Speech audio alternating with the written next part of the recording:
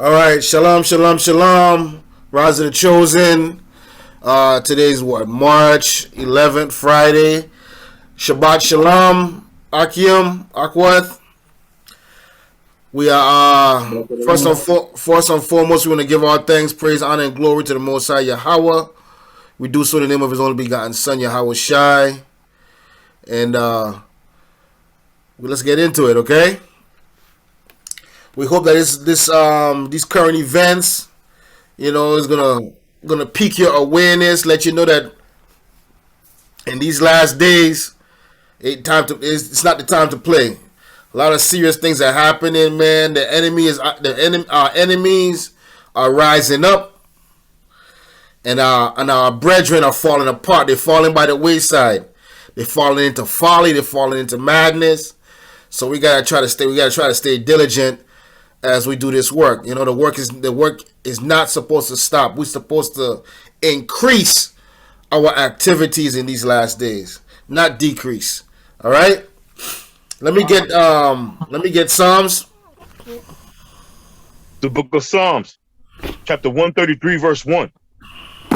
Behold, how good and how pleasant it is for brethren to dwell together in unity. That's right. That's right. And that's what we're doing right now, man. We're dwelling together in unity. It's a blessing. All right. Let me get Isaiah 62. You sure? This is the book of Isaiah, chapter 62, verse 6. I have set watchmen upon thy walls, O Jerusalem, which shall never hold their peace, day nor night. Ye that make mention of the Lord, keep not silence, and give him no rest, till he make Jerusalem a praise in the earth. Yeah, man. I want to start with that scripture every time, because that's what us here at Rise of the Chosen, man. That's our credo. That's our motto. That's what we're gonna be living by. You know what I'm saying? We are not gonna give none of these nations a rest until Israel is made a praise in the earth, until our Lord is worshipped above all other gods in this earth. All right, that's our main thing. So let's get a little prayer before we start. Let me get Daniel's chapter 9 and verse 16, please, Baba Kasha. It's like it. The book of Daniel, chapter 9, verse 16. O Lord, according to all thy righteousness, I beseech thee, let thine anger and thy fury be turned away from thy city Jerusalem, thy holy mountain, because for our sins and for the iniquities of our fathers, Jerusalem and thy people are become a reproach to all that are about us.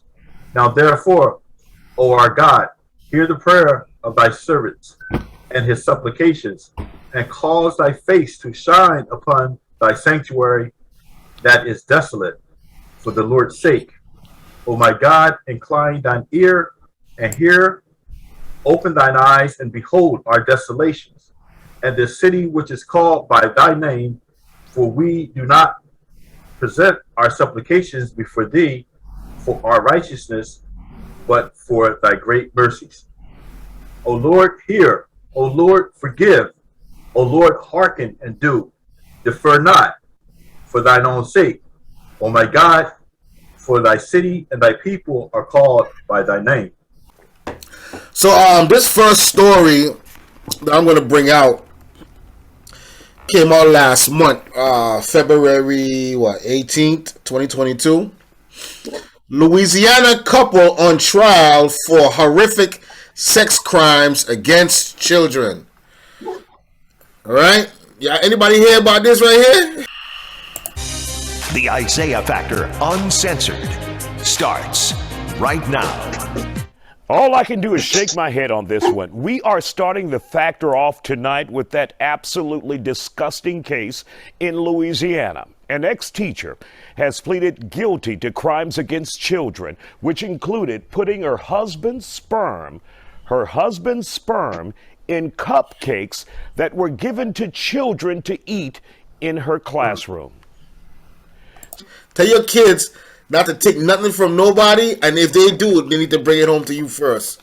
You know what I mean? But this is an evil that's in this world today, man. And this is a teacher now. Awful. This is a teacher.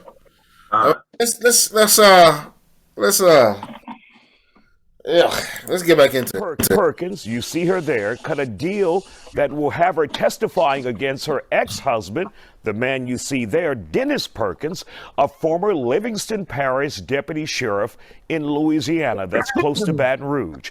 He's also charged with dozens of sex crimes, including child porn and rape.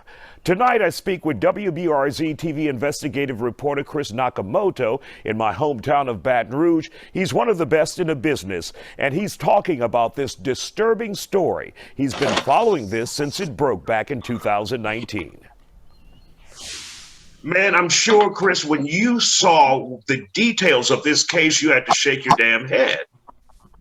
Well, thank you for the kind words, first of all. It was an alarming case for sure. This all started in December of 2019 when these two individuals, a deputy in Livingston Parish and his teacher wife, who was a middle school teacher, got caught by Adobe. They were photoshopping things. Adobe turned them into authorities in Louisiana, which launched an investigation.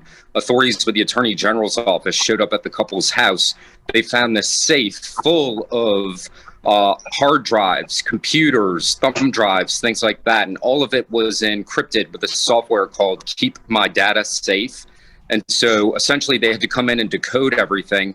And when they decoded everything, they were alarmed at what they saw. They saw child porn, they saw child rape. They also saw what appeared to be this deputy who was ejaculating on sweets that were then being served to his wife's class. My God. So do we know if any of the children were actual students or relatives, or were these just videos that they collected off of the internet? So according to the court documents that we have, the kids that were served the sweets were definitely students in her class. They photoshopped apparently the kids' photos, and they had pictures of the children eating the sweets, the cupcakes that he had ejaculated on. In terms of the actual victims that were Salakia. So not only did they do this wicked act, they took video and pictures of it and saved it so that they could watch it later. Let's continue. All right. Just wanted to point that out. This damn devil boy. Start getting y'all scriptures together for when this article is over. Okay. I already got a few in the on deck right now. All right. Let's continue. Were raped by these individuals. We're told that they possibly go back a little bit, and they had pictures of the children eating the sweets, the cupcakes that he had ejaculated on. In terms of the actual victims that were raped by these individuals, we're told that they possibly were some of their close associates or people that they knew. Wow, just mind-blowing. She's a teacher, and of course, he is a former deputy, and she's a former teacher. I think they're estranged now, right? They've divorced? So she divorced him, and, you know, if it gives you any indication of what their plan of attack is, they immediately filed for divorce. She actually just struck a plea deal with some of the prosecutors here. So she now has to testify against him at trial, and she has agreed to do that in exchange for what some people in this area are calling a light sentence. She'll probably do about 40 years and will probably be eligible for good time, so maybe 20 years. So we'll see what happens. You know, what's really interesting about this case is these are the people that you teach your children to trust. You teach your children to trust law enforcement. You teach them to trust their teacher and to think that they could do something as sick and twisted as this. I mean, it really just has this whole community in utter shock. You see, the two people that is committing this heinous crime is a police and a teacher. You understand? You gotta teach your kids. That's why they say, somebody give me, cursed be he that trusteth in man. This is the book of Jeremiah, chapter 17, verse 5. Thus saith the Lord, cursed be the man that trusteth in man, and maketh flesh his arm, and whose heart departeth from the Lord. That's right. And that's what happened here, man. These people are teaching their kids to trust in man. You know what I mean? To trust in people. When you don't trust in people, man, you trust in the Lord. You know? I got a precept. All right, what you got? All right, the book of Ecclesiasticus, chapter 12, and verse 10.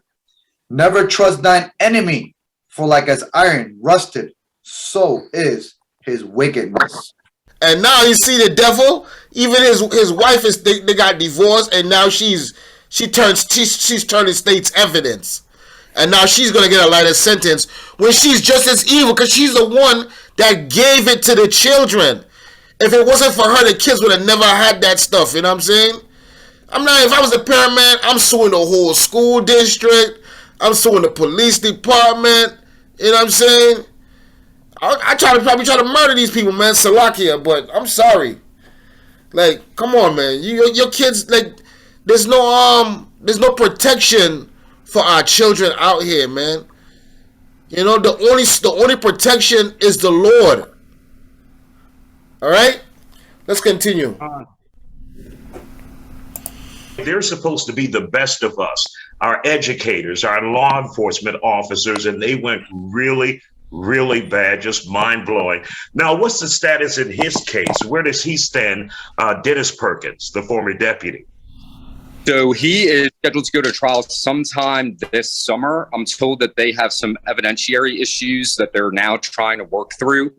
We had exposed not long ago that a couple of hard drives that were seized out of that safe in their house are now missing. So the $1 million question is, where are those hard drives? Did the Attorney General's office misplace it? Did the Sheriff's office misplace it? And so if that is the case, that raises questions about what is the chain of custody for some of these other pieces of evidence that were collected. So it's a valid question that's probably going to be brought up before trial. The Attorney General's office says they don't have any missing hard drives, but there are 2 hard drives that were labeled and processed, taken in as evidence, that are now gone. Y'all hear that? Yeah, let me rewind it. Listen to this part. I'm told that they have some evidentiary issues that they're now trying to work through. We had exposed not long ago that a couple of hard drives that were seized out of that safe in their house are now missing. So the $1 million question is, where are those hard drives? Did the Attorney General's office misplace it? Did the Sheriff's office misplace it? And so if that is the case, that raises questions about what is the chain of custody for some of these other pieces of evidence that were collected. So it's a valid question that's probably going to be brought up before trial. The Attorney General's office says they don't have any missing hard drives, but there are 2 hard drives that were labeled and processed, taken in as evidence, that are now gone. Yo, evidence always going missing when it comes to these Edomites, yo. You know what I'm saying? Edomites always got evidence going missing, you know? These damn people wicked, boy. Let me finish this article. They must be heartbroken when they found out about this, and especially those parents who had students in the classroom with Cynthia Perkins, the teacher. Oh, 100%. Can you imagine getting a phone call saying, your child is photographed? We believe there's a picture of your child in the safe of their teacher with their deputy husband ejaculating on cupcakes, and we believe that your child ate it. And so if you can only imagine the shock that these parents, had to deal with, I think they identified at least 12 kids that ate those tainted cupcakes. Wow. Just mind-blowing that this has occurred in Livingston Parish, Louisiana. He is no longer a deputy there. She is no longer a teacher. And as they say, they should both be put under the damn jail. Chris Nakamoto from WBRZ in Baton Rouge, thank you, sir, for giving us some expertise and shining light on this. This is just disgusting. Thank you for joining us here on The Factor Uncensored tonight. Damn animals. The only thing I can think of is Hebrew 12:16 right now, bro. That's a good precept, Ak. Yep. Lest there be any fornicator or profane person as Esau, who for one morsel of meat sold his birthright. I got a precept. Oh yeah, go ahead. Micah 2:1. Very good. Woe to them. Excellent. Woe to them that devise iniquity and work evil upon their beds. When the morning is light, they practice it, because it is in the power of their hand. God. That's right. That's right. And we're gonna end with this right here. Okay. Somebody give me Psalms 28 and verse 7 and 8. All right. All right, the book of Cannot Psalms. trust these damn enemies of ours, man. All right, the book of Psalms, chapter 28, verse 7. Bring it The out. Lord is my strength and my shield. My heart trusted in him, and I am helped. Therefore my heart greatly rejoiceth, and with my song will I praise him. The Lord is their strength, and he is the saving strength of his anointed. God. God. We gotta remember, man, like we have to trust in the Lord. Like we cannot trust in these other people, because look at what they'll do to our children. And if they'll do that to our children, they'll do that to their own children. Imagine what they do to our children. Imagine what they'll do to us. That's what the Lord said in these last days, man. We have to gather together, man, and we have to separate ourselves from these other nations, man. Salakia.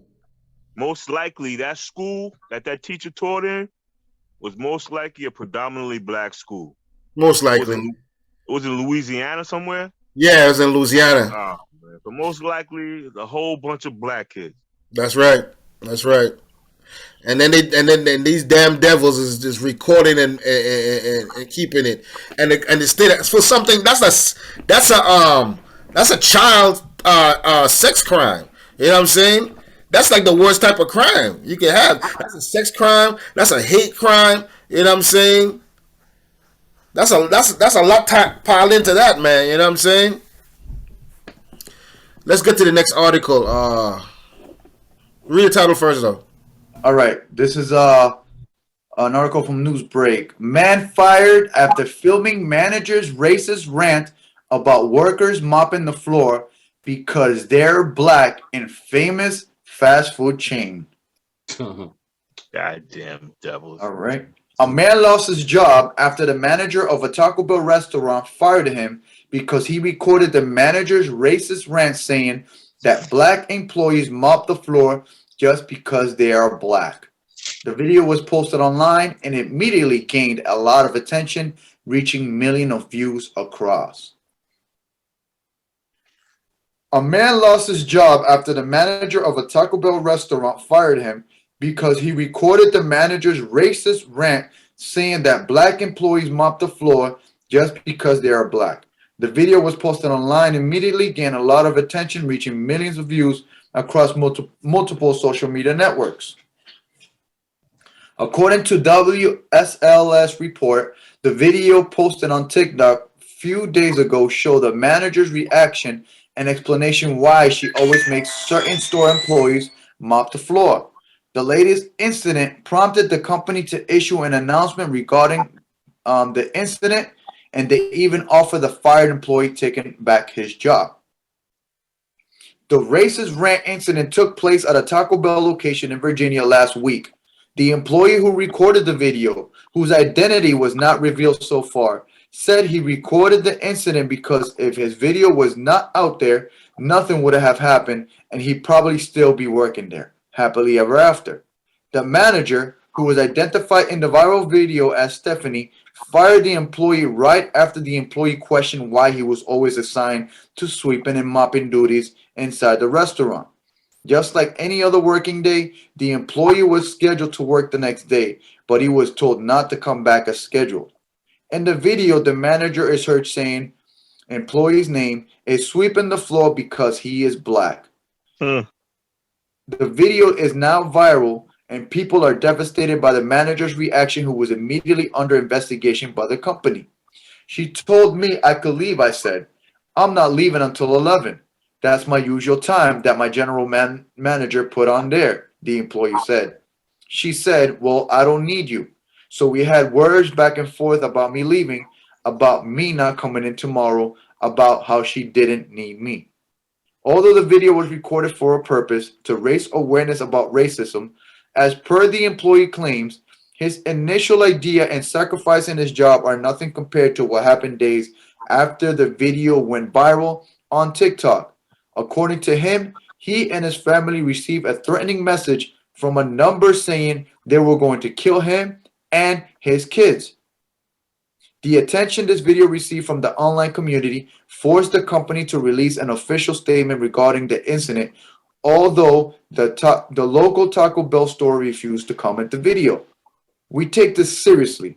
Our franchisee who owns and operates this location immediately addressed the incident in line with their policies and has informed us that the person seen in the video is no longer working for them, Taco Bell corporate said in the statement. So this is the video. Yeah, let me see if I could pull it up. Oh, okay. Marcellus is sweeping the floor because he is black.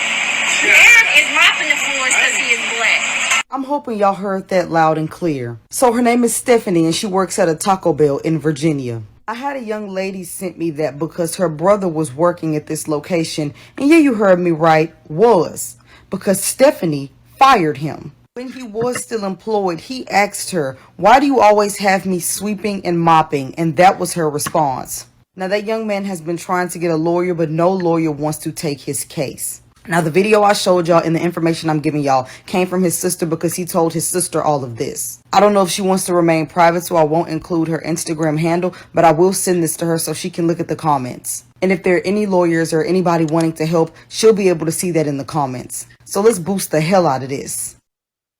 That's sad. Somebody give me Deuteronomy chapter 28 and verse 48. This is the book of Deuteronomy, chapter 28, verse 48. Get out. Therefore shalt thou serve thine enemies, which the Lord shall send against thee in hunger, and in thirst, and in nakedness, and in want of all things, and he shall put a yoke of iron upon thy neck until he had destroyed thee. That's right. You know what I'm saying? You gotta remember, man, like, this is one of our curses, man. We're gonna have to work for these damn demons for the foreseeable future if we don't wake up the elect. You know what I'm saying? We're gonna be stuck like this. Yahushua wants to come back, but a lot of people playing around. There's an article I want to find. Salakia. Right? And then we have fools like this. Y'all heard about this chick Doja Cat? Nah.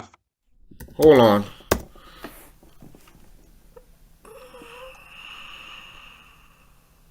Oh yeah, she's a singer. Yeah. Salakia, what about her? She trying to find an article. So this Doja Cat hilariously calls herself out for having to make song Taco Bell jingle. She got paid to do a song for Taco Bell. You know what I'm saying? But where's the outcry? Where's the outcry from celebrities for this story? You know, like our people, they get made a mockery of constantly, but nobody ever stands up for us, right? Give me Sirach 12 and 13. This is the book of Sirach, chapter 12, verse 13. Mm-hmm. Who will pity a charmer that is bitten with a serpent? And you know, this damn devil's so bold, knows she being recorded, and she's just like popping her neck in the video as she said it's happening because he's black. You know what I'm saying? And she probably think that shit's funny too. I don't think it's funny at all. You know what I'm saying? But you gotta remember, man, nobody's going to pity. You see how he said he had to record it because he didn't think nobody was going to help him. You know what I'm saying? Look, he can't even find a lawyer. Even with video evidence, he can't find a lawyer to take his case. You know what I'm saying? All these damn ambulance chasers out here that will come to your house or knock on your door to get your case. This is an open and shut case right here. This is a good lawsuit, and nobody they can find nobody to take the case. Yo, I got a precept. All right? Go ahead. This is the book of Ecclesiastes, chapter 10, verse 6. And it's folly is set in great dignity, and the rich sit in a low place, And as you can see, like she was proud of what she was doing. Like you said, her neck was popping. She was like, yo, this nigga, he gonna mop the floor, sweep the floor, because he a nigga pretty much. Without saying he a nigga, she said he black. And we are the rich that's sitting in a low place below them right now. You know, so that's why we gotta wake ourselves up and wake our people up so that we can go back and set in our esteem that we supposed to set in. Con. That's so true. Most High is exposing them though, Ak. Yeah. Yeah. Oh yeah, give me that scripture right there, man. I will lift up the skirt. Salakia, give me the one in Jeremiah. Jeremiah 13 and 26. You said Jeremiah 13 and 6? 26. Oh, my bad. Sorry, no problem, man. Therefore will I discover thy skirts upon thy face, that thy shame may appear. Keep going. I have seen thine adulteries and thy names, the lewdness of thy whoredoms and thine abominations on the hills and the fields. Woe unto thee, O Jerusalem! Wilt thou not be made clean? When shall it once be? That's right. You say this, you know, her names. They say their names. You know, the name of a horse is like it says to make a prolonged cry of a horse, or like to make mockery. You know what I'm saying? Names is to actually another word for name is to make mockery. Let me see if I can synonyms I'm looking for.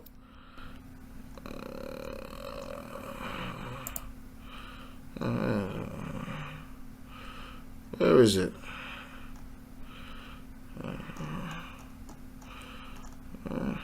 Other words from the examples. Yeah, that's what it's talking about, man. When it say neighing, you know what I'm saying? That's what I wanted to pull out, man. And I got a precept. Yeah, go ahead. What you got? Psalm 37, verse 12. The wicked plotteth against the just, and gnasheth upon him with his teeth. That's a good one. Yeah, that's a good one right there. I also got a precept too. How you gonna bring it out? This is the book of Sirach, chapter 27 and 28. Mockery and reproach are from the proud, but vengeance as a lion shall lie in wait for them. Okay, that's good. That's good. That's right.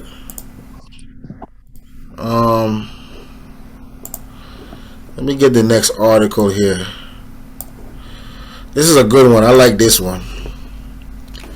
These damn Black Lives Matter liars got nothing to do with really about Black lives, about trans lives or LGBTQ alphabet lives.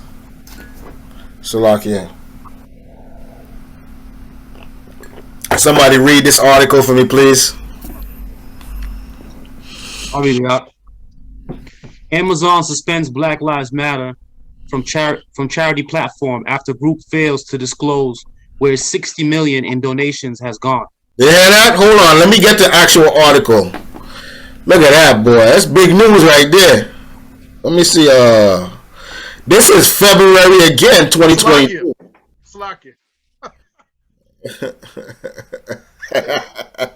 Oh man, $60 million to Black Lives Matter. $60 million, damn. Slack you. Now, this is on what you got here, this article. But the funny thing is, like a couple months ago,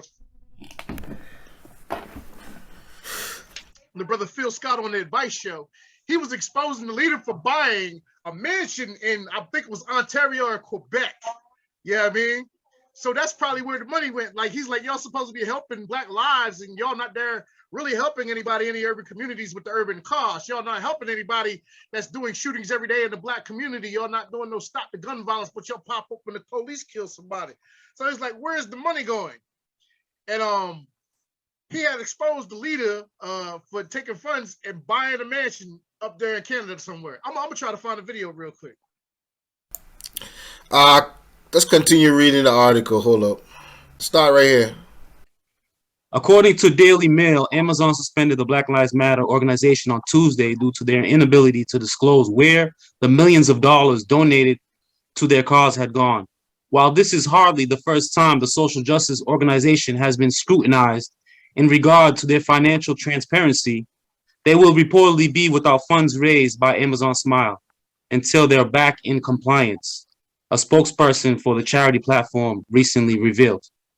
The suspension also reportedly comes following an incident in which auditors for the Amazon charity became alarmed after the social justice organization was hesitant to disclose who was handling their finances. Black Lives Matter was also reportedly hesitant to hand over their financial records to the Amazon Smile auditors. People had to know we didn't go out and solicit the money. Patrice Kohlers, the Black Lives Matter co-founder who resigned in May, said last week regarding the missing millions. This is money that came from white guilt, white corporation guilt, and they just poured money in. But the financial scrutiny Black Lives Matter is currently under from Amazon Smile is just the least of the group's problems. Because in early February, they were reportedly issued legal threats from both California and Washington in connection to the millions and millions of dollars the organization received in donations in 2020.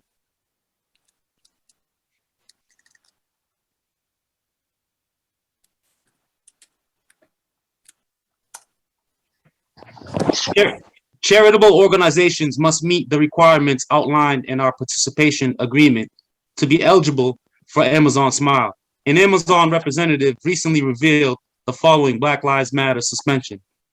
Among other eligibility requirements, organizations are required to be in good standing in their state of incorporation and in the states and territories where they are authorized to do business. The spokesperson continued, organizations that don't meet the requirements listed in the agreement may have its eligibility suspended or revoked. Charities can request to be reinstated once they are back in good standing.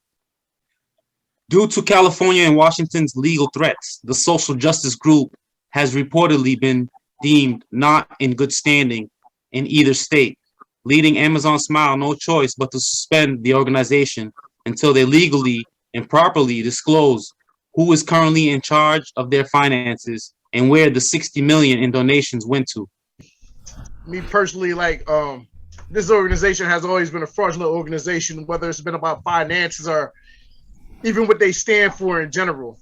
I mean, I went to a unity camp last year, and we was at so-called Black Lives Matter Boulevard in DC, and it was supposed to have been a protest, and we was out there with House of David, Yahweh's Camp, Sakari, and various other camps, and we were protesting the injustices that were actually happening to so-called Black and Hispanic people throughout decades. And Black Lives Matter was there, and they was pretty much just having a block party and smoking weed and DJing and doing yoga out there.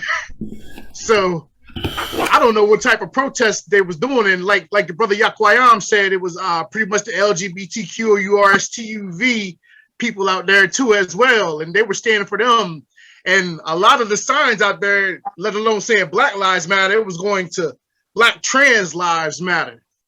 So even though we don't agree with the transsexualism and the LGBTQ thing, so you telling me even if it's a Black trans life, that a Black trans ain't a Black life? So how I go from Black Lives Matter to Black Trans Lives Matter when a Black life is a Black life at the end of the day? You know what I mean? Facts. That was the agenda from the beginning, to have homosexuals run that thing. Oh, absolutely.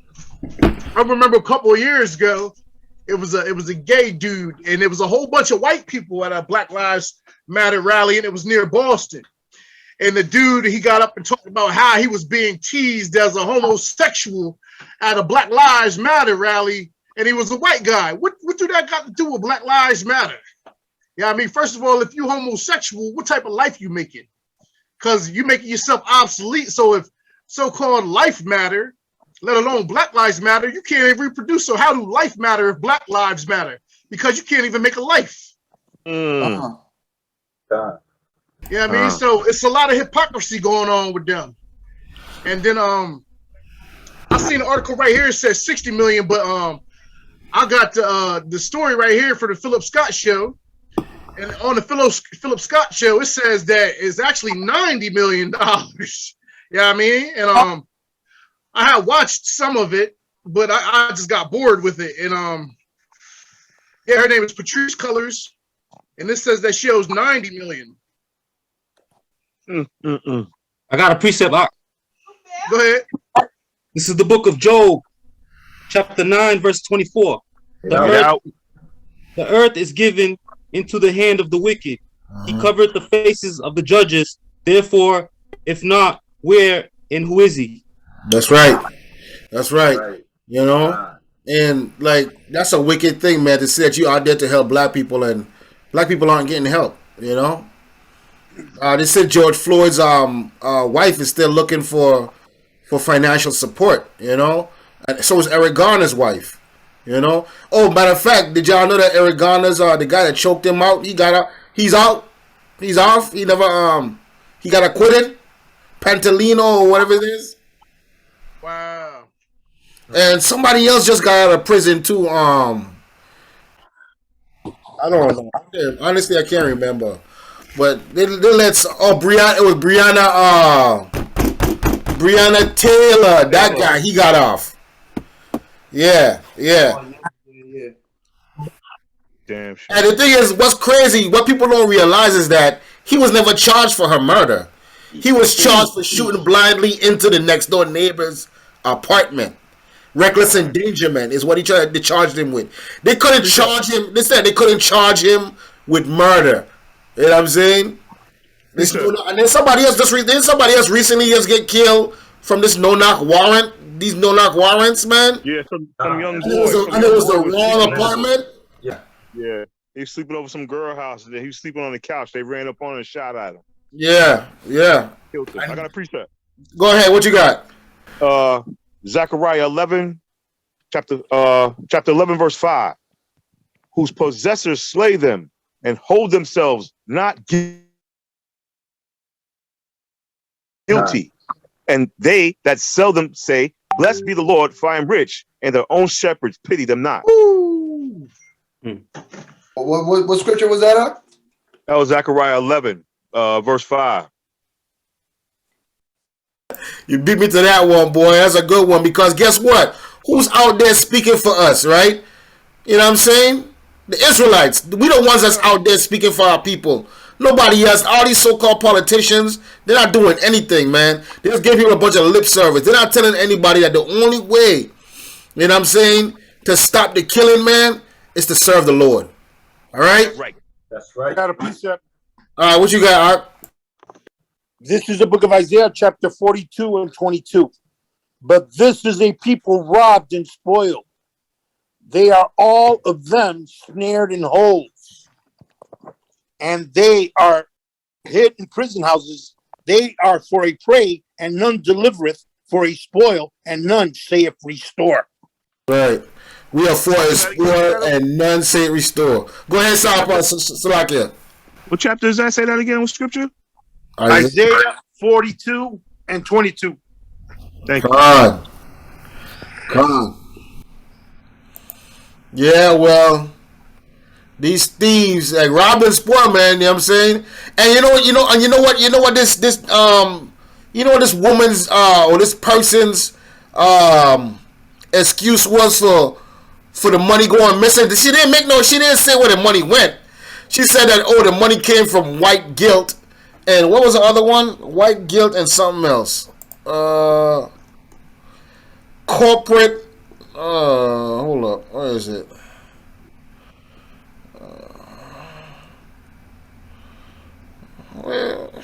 Yes. Came from white guilt, white corporation guilt. They just poured the money in. And nobody knows where the money went all of a sudden. What does that mean? That doesn't mean nothing. That don't mean nothing. Exactly. It's not an answer. That's not an answer. It's not even a legitimate excuse. You know what I'm saying? Wow. $16 million could do a lot, you know what I'm saying, for a community, man. No, they build no community centers.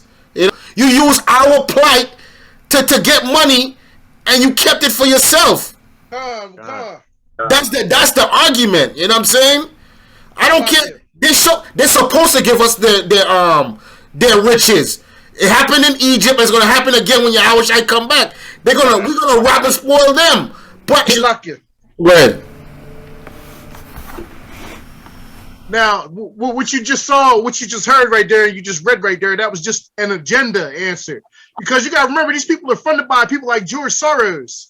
Yeah, I mean, so they gave that agenda answer so that if it's really somebody that's about our plight, that they will not give. That's for our plight. Because the Most High said he's going to bless those that bless us and curse those that curse us. So they not using it for the righteous answer, so people are going to be hesitant to even bless us, Gentiles. You know what I mean? Because it say, king shall be thy nursing mothers. You know what I mean? So these people is supposed to give to us, and they is supposed to like take care of us at some point. But if they put no statements like this, there ain't no way that stuff is going to happen. That's like he said, it's the hand of the wicked. That's what the brother Yatab said. That's the hand of the wicked. And they show you the hand of the wicked was inside the organization from the door. God. You know? It was never about us, man. It's always about using us to get an upper hand or to get money. You know, it's always like that. Okay? This one is a crazy story right here. This one right here blew my mind. Salakia. I'm sorry. Salakia. Y'all gonna trip out when y'all read this, man. I'll read it. Go ahead. Yeah. Father refuses to give daughter gender-neutral name. How proactive should parents be with the potential of their child transitioning later in life? Hold on. Before we go any farther. So what are they gonna call this child? It? Bro, do you hear the question that they're posing to parents in 2022 right now? You should not give your child a gender-specific name at birth because your child is not gender-specific at birth. What? Bro, what are you talking about, man? Bro, I'm out, man. That nigga's tripping. What is that talking about? Let's continue with the article. Oh, Lord have mercy. Give me strength. The birth of the child is a significant time in anyone's life. This is an experience that many will have this year, with 3.7 million babies being born every year in the U.S. That said, although a child may have been assigned a gender at birth, they may realize later in life that they are living in the wrong body. We are in a time in which society is being more open to people living their true gender identity and not necessarily the one that they were assigned at birth. These realities are highlighted in a recent online post in which a father-to-be is at odds with his wife, who is insisting they choose a gender-neutral name for their daughter, just in case she realizes later in life that she's in fact a boy. What the hell is that? Salakia. So somebody give me whatever happened to checking what he has? Oh, he has a thing. He's a boy. She's a girl. like somebody give me women raise monsters. Y'all know that one? Oh God. And somebody find me just folly, man. Before you read that, somebody give me 1 Timothy 2:12, please. God. 1 Timothy? 2 Timothy? 1 Timothy chapter 2 and verse 12. All right, this is the book of 1 Timothy chapter 2 and verse 12. But I suffered not a woman to teach. You do what? But I suffered not a woman to teach. Continue. Nor to usurp authority over the man. Salakia. Nor to usurp authority. Anybody know what the word usurp means? It means to put herself above in a man's position. Mm-hmm. Can somebody see this definition right here? God, usurp. Back it out some. Take, a position of power or importance, illegally or by force. You hear that? Illegally or by force. And that's what's going on in the earth today, man. You know what I'm saying? These women, man, they've been given a position of power in Esau's kingdom where us men, we have no say when it comes to our children, right? Like, you know, I even said this long before I was in the truth. I said that these women have gay men like handbags. You know what I'm saying? You know, a woman loves a handbag. You know what I'm saying? That's how these gay men are the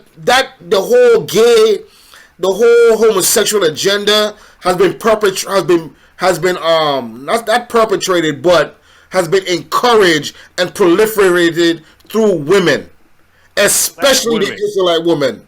Black women, exactly. Especially not just black women, it's Israelite women. You know what I'm saying? They push that shit more than anything. Salakia. That's why male homosexual white men act like black women. God. That's exactly why they do that. Wait, matter of fact, all homosexual men act like black women.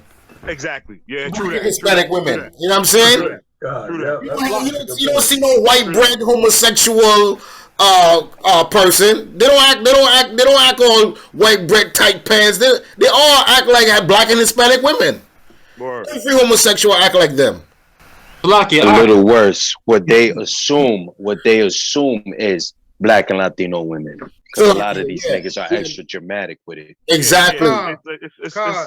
They act like the hood rat. They act like the stereotypical. Exactly. That's why. And Salakia. Blackface. And Salakia.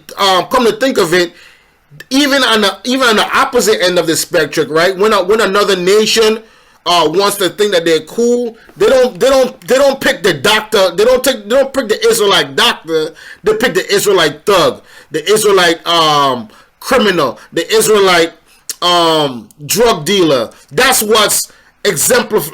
That's what's glorified in the earth today. You know what I'm saying? They're not thinking about nobody wants to be the Israelite scientist. You know what I'm saying? Nobody wants to be the Israelite holy man, spiritual man. You know what I'm saying? Nobody wants to be the Israelite father, husband, righteous man. Everybody wants to be the wicked version of our people. You know what I mean? Precept. Go ahead. Deuteronomy 28:37. And thou shalt become an astonishment, a proverb, and a byword among all nations, whither the Lord shall lead thee. God. Let's continue with this article, man, because y'all gonna see something I read in this article that it make me want to throw up, man. What we got? That said, go from that said right here, from the top of this paragraph. That said, although a child may have an assigned gender at birth, they may realize later in life that they are living in the wrong body. We are in a time in which society is being more open to people living their true gender identity, and not necessarily the one they were assigned at birth. These realities are highlighted in a recent online post in which a father-to-be is at odds with his wife, who is insisting they choose a gender-neutral name for their daughter, just in case she realizes later in life that she is in fact a boy. What's a parent's responsibility to prepare for a potentially transgendered child? A Reddit post published on February 10th, reported on by Jack Beresford from Newsweek, has gone viral with 10,700 upvotes and 3,700 comments. In this post, a couple is expecting their first baby in June. The expectant father begins by clarifying that he and his wife both agreed that they wanted to know the gender of their baby, and learned she was a girl. He adds that until recently, the two had generally agreed on most things when it came to having kids. That said, once they found out the baby would be a girl and he began suggesting baby names, his wife made it clear that she didn't want traditional girl or boy names. Instead, she preferred to give the child a gender-neutral name in case they ever wanted to transition. The man adds that each suggestion he gives his wife is shot down because they're too female representing, in her opinion. While this wouldn't be necessarily seen like that of a big issue, the wife is so insistent on a gender-neutral name that she has threatened to give her husband no choice in the final name at all. She said that she'll tell the doctors not to ask him for any information related to the child's birth certificate.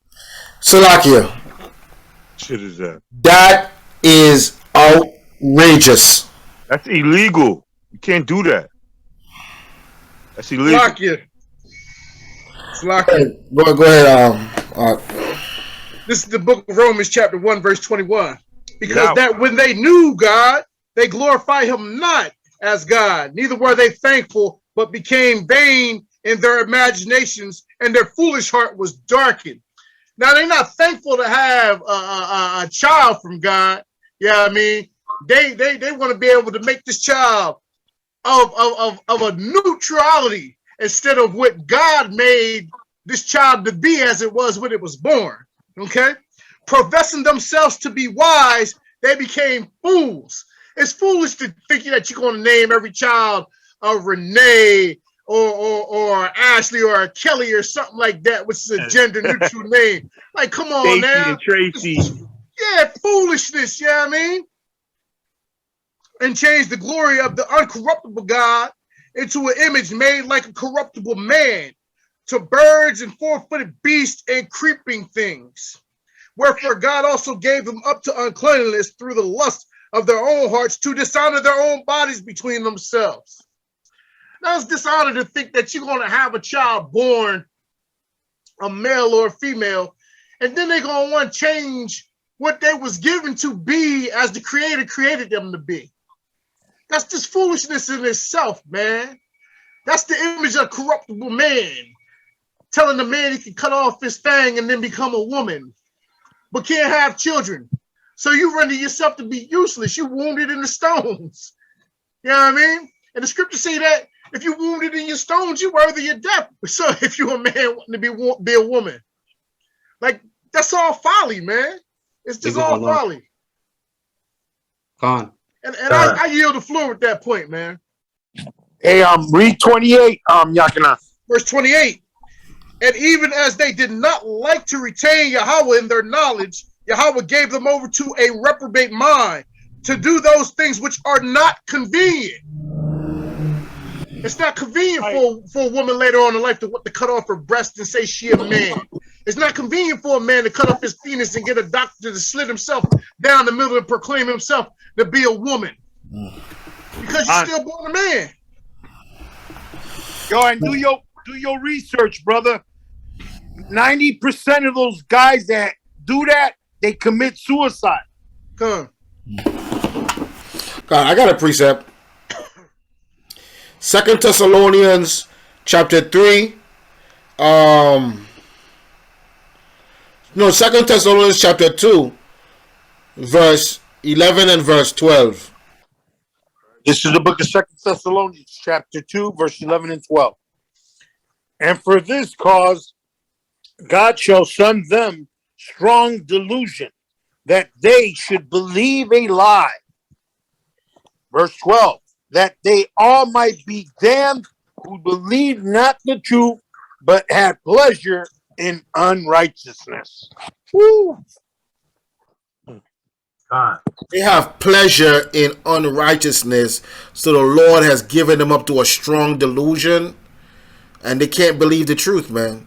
They can't believe the simple fact that your child was born a girl, she's going to die a girl. You understand?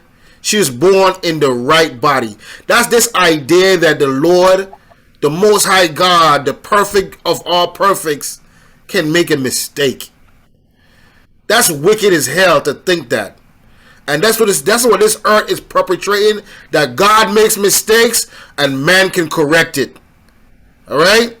That's why this world has to end, man. Somebody give me oh my gosh. It's in 2nd Esdras, I know that. Hold on, give me a second, let me find it. Made this world for many, but the world to come for few.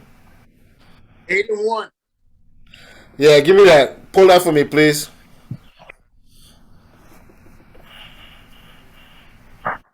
This is the book of Go all the way down to verse 3. Salakia. chapter 8, verse 1.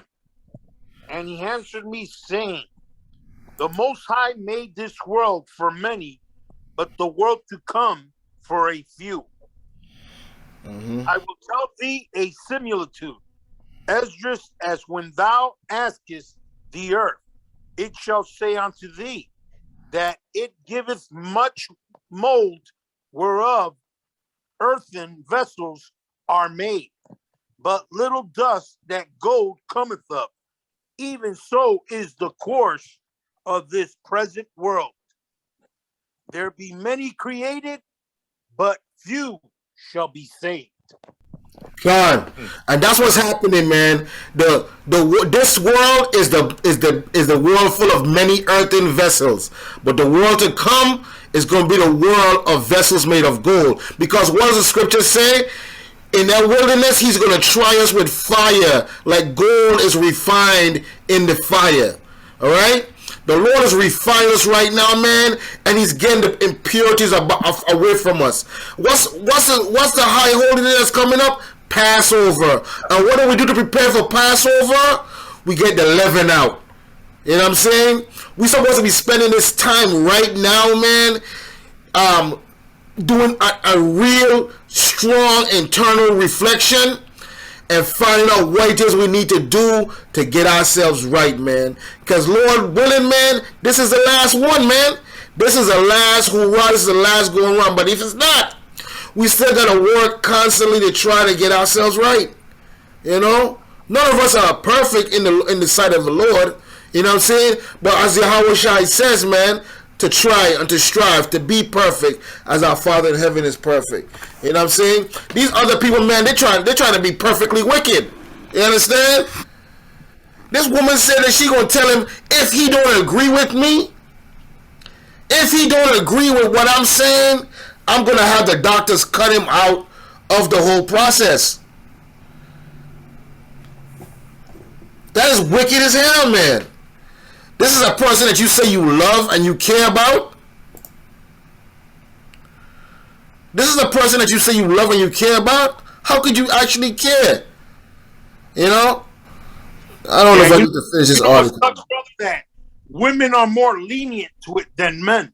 It's wicked. Okay. Con. Yeah, that's why they give the strength to the woman, because they know they're the weaker vessel. They're more apt to fall away. God. There's a scripture about them going after the women or something like that. Oh man, I just had it at the tip of my tongue, but then I lost it.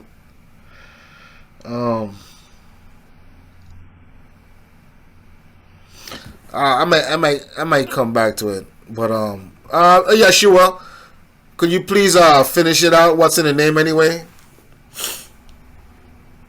What is in a name, anyway? For anyone who's had a child before, they are likely to know how difficult it can be at times to choose a baby name. For two people to wholeheartedly agree on a name can be a tough decision to come by.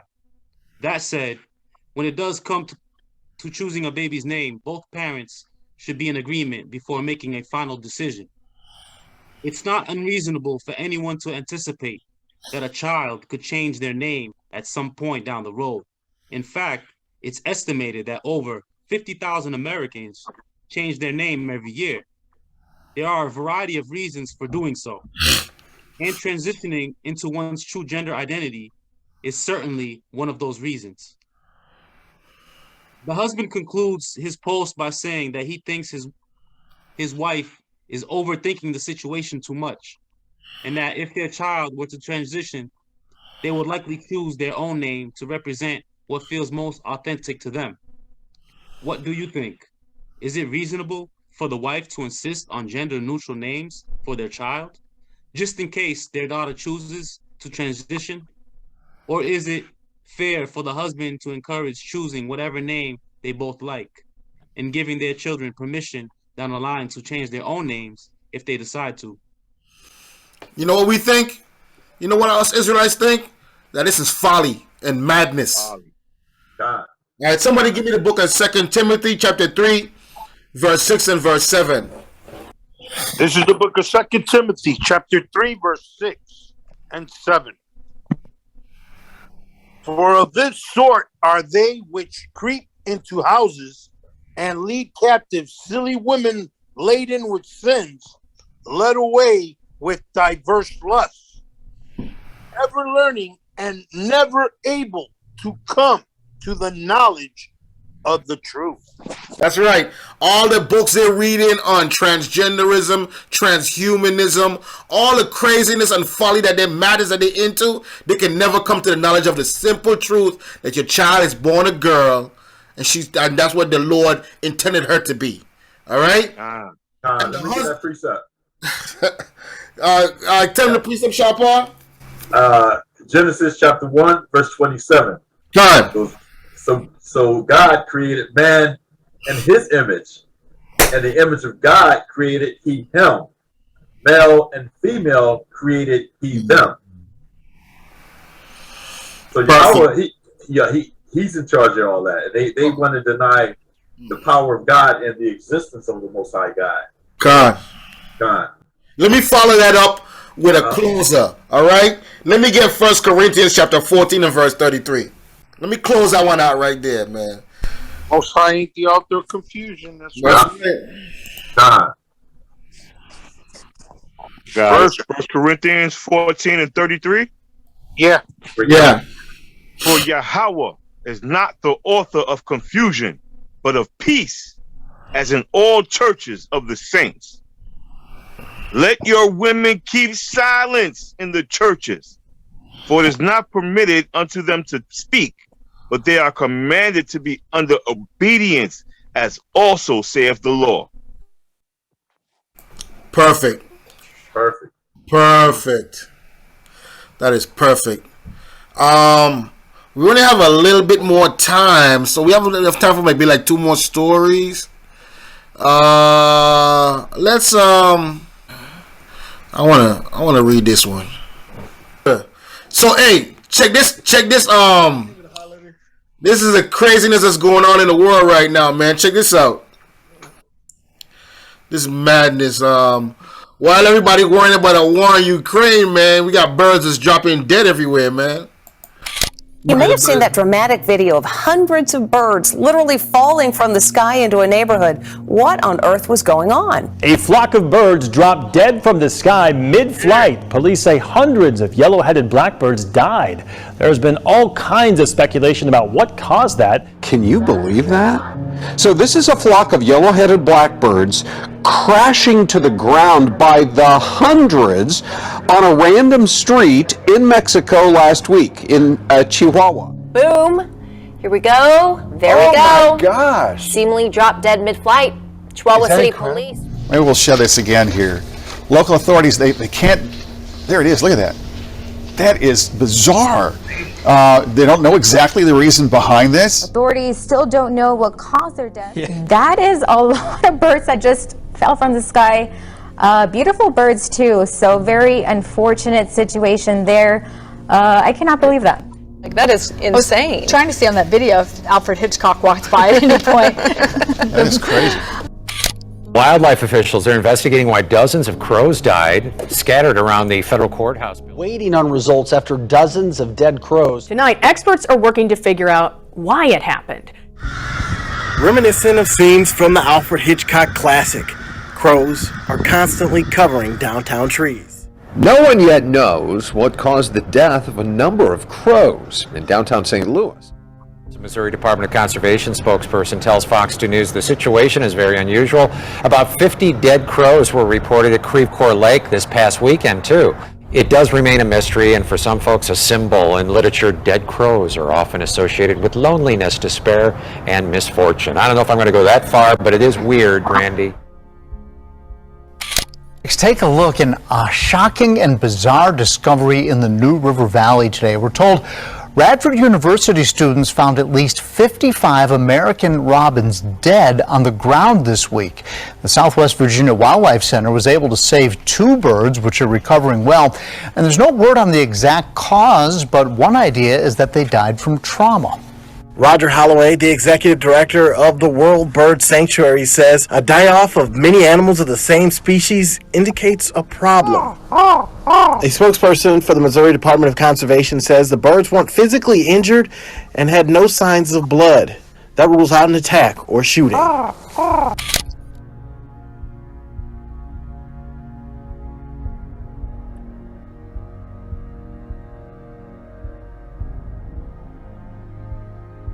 I'm gonna blame it on this new avian flu now. For 5G. Mm-hmm. Come on. It was probably feeding some kind of frequency. Yeah, it could be like hawk or subsonic, some kind of subsonic weapon or something like that. Yeah, some sound weapon that knocked them off their shit. Hey, wasn't there a scripture in Exodus? Like, didn't birds fall from the Lord make a bunch of birds fall from the sky for? It was a similar thing in Exodus. There was, but this has been happening for a while now. Yeah. Hey, you guys notice they don't be too much pigeons anymore in the hood? somebody eating them. The pigeons know what time it is, man. You know.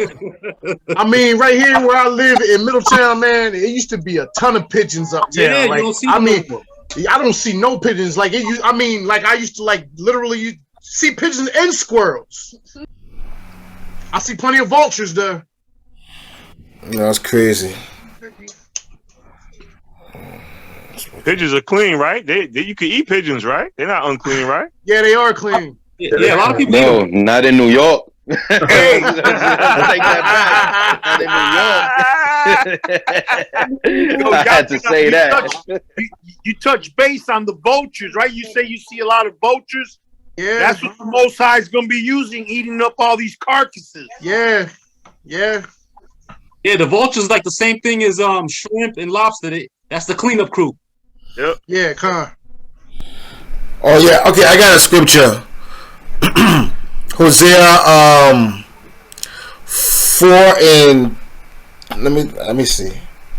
4 and 3. But I think you can start at 2 though. Actually, hold on. Hosea 4 and 2. No, just verse 2. That's good.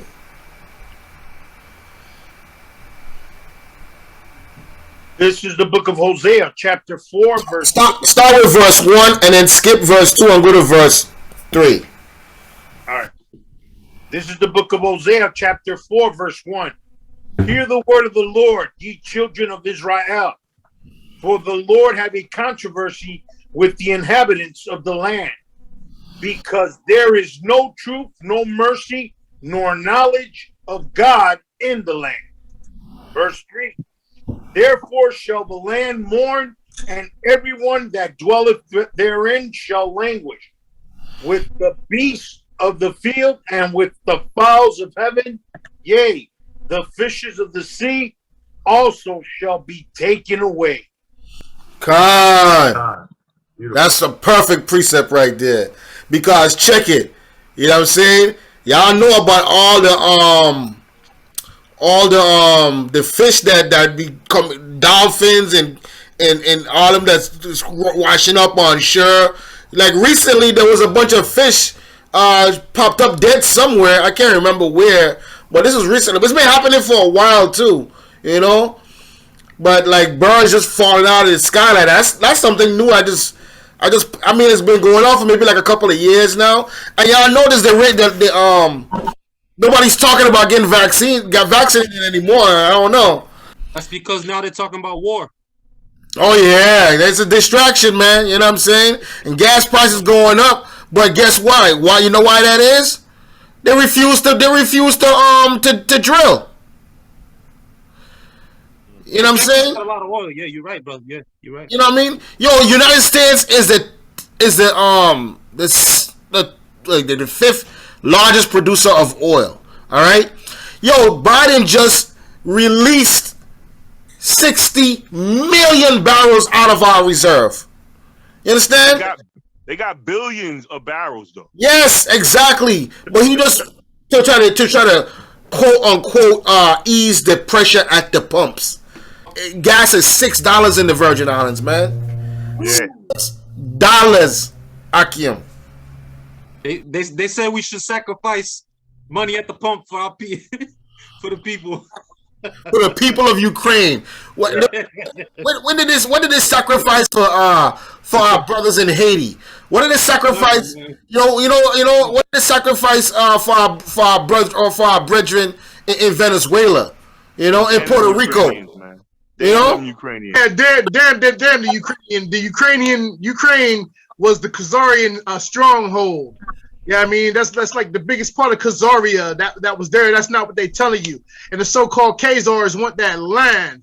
Yeah, I mean it's all a Freemason thing overall too. Putin a Freemason, and that's a Freemason land, and they trying to take it, but Putin on the other side of the coin, and that's Satan divided against Satan.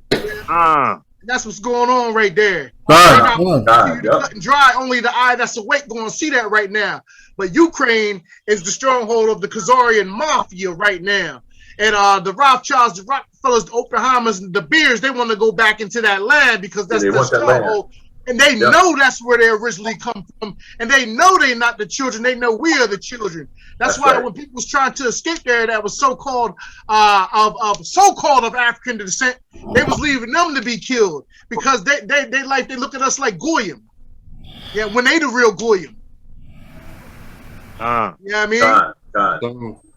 So I don't believe too much of the stuff that I see on the news anyway. I've been seeing some of the videos line up with stuff that happened years ago in other foreign countries. So using clips from movies. Come on, man. Like, come on, man. They're using movie clips for like pictures saying this is the Ukraine. A video game too.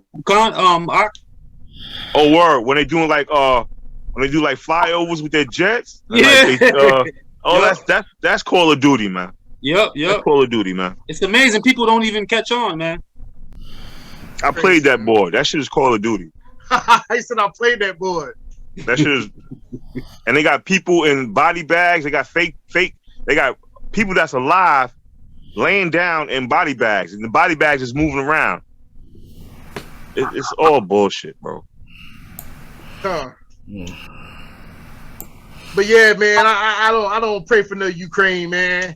I pray that it all go up in smoke. That's what I pray. Amen. I pray for the downfall of our enemies. I pray that the Most High forgive us and take these judgments off of us and put them upon our enemies. And the name of Yahweh Shai. I pray that they lift up my so-called Black, Hispanic, and Native Indian brothers, that we may triumph and that the turning of things upside down go back right side up. That's what I pray for. This is shit that they not gonna understand. They're not gonna be able to handle the shit that we went through ×2. They're not going to be able to handle it. They are going to be trying to kill themselves rather than serve Yahweh. They don't understand that their bodies and their minds is not going to be able to deal with the shit that we went through for almost 1,000 years. They ain't going to be able to do it. They're not strong enough. They kill themselves. They get fired from their job. These people are weak, man. They are parasites, and they need to go, man. They need to go, but first they gotta learn. They gotta learn first. Then they gonna go. Then they gotta go. Yeah, Obadiah 18 them. You're gonna learn today. So like, this is the shit I always say. This is the shit I always be thinking. Like, if 1,000 years is one day to Yahweh.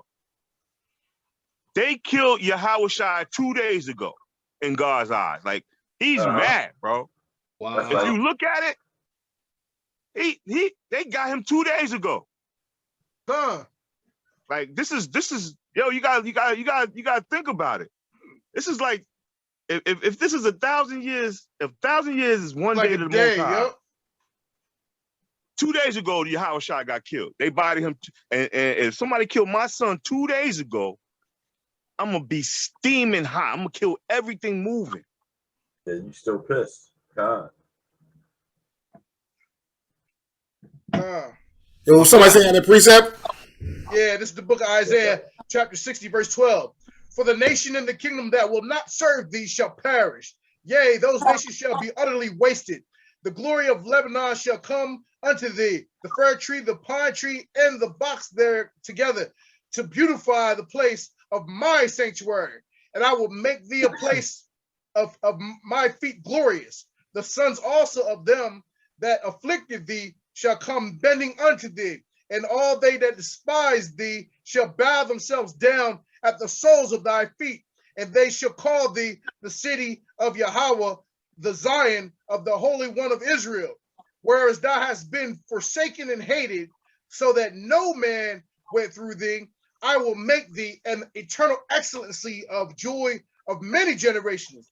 Thou shalt also suck the milk of the Gentiles, and shalt suck the breast of kings, and thou shalt know that I, Yahweh, am thy Savior, and the Redeemer, the mighty one of Jacob. All praises, all praises, all praises. Yeah, that's powerful, man. Hey, yo, Salakia for the this I want to play this article right here, right? I'm gonna pause it and all right.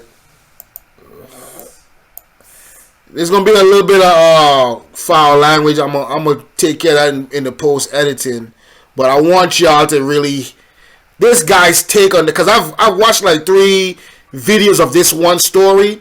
I was listening to NPR the other day, and I heard about this guy getting released from prison after like 20-something years, you know, and how they connive to keep him in prison, you know, and they talk about the appeal system. Everybody talks about, you know, you can be appealed, you can appeal, but the system is wrought with all these complicated ways to try to keep you in prison, or how the system is not really designed to help us, but to keep us enslaved, you know what I mean, to this nation.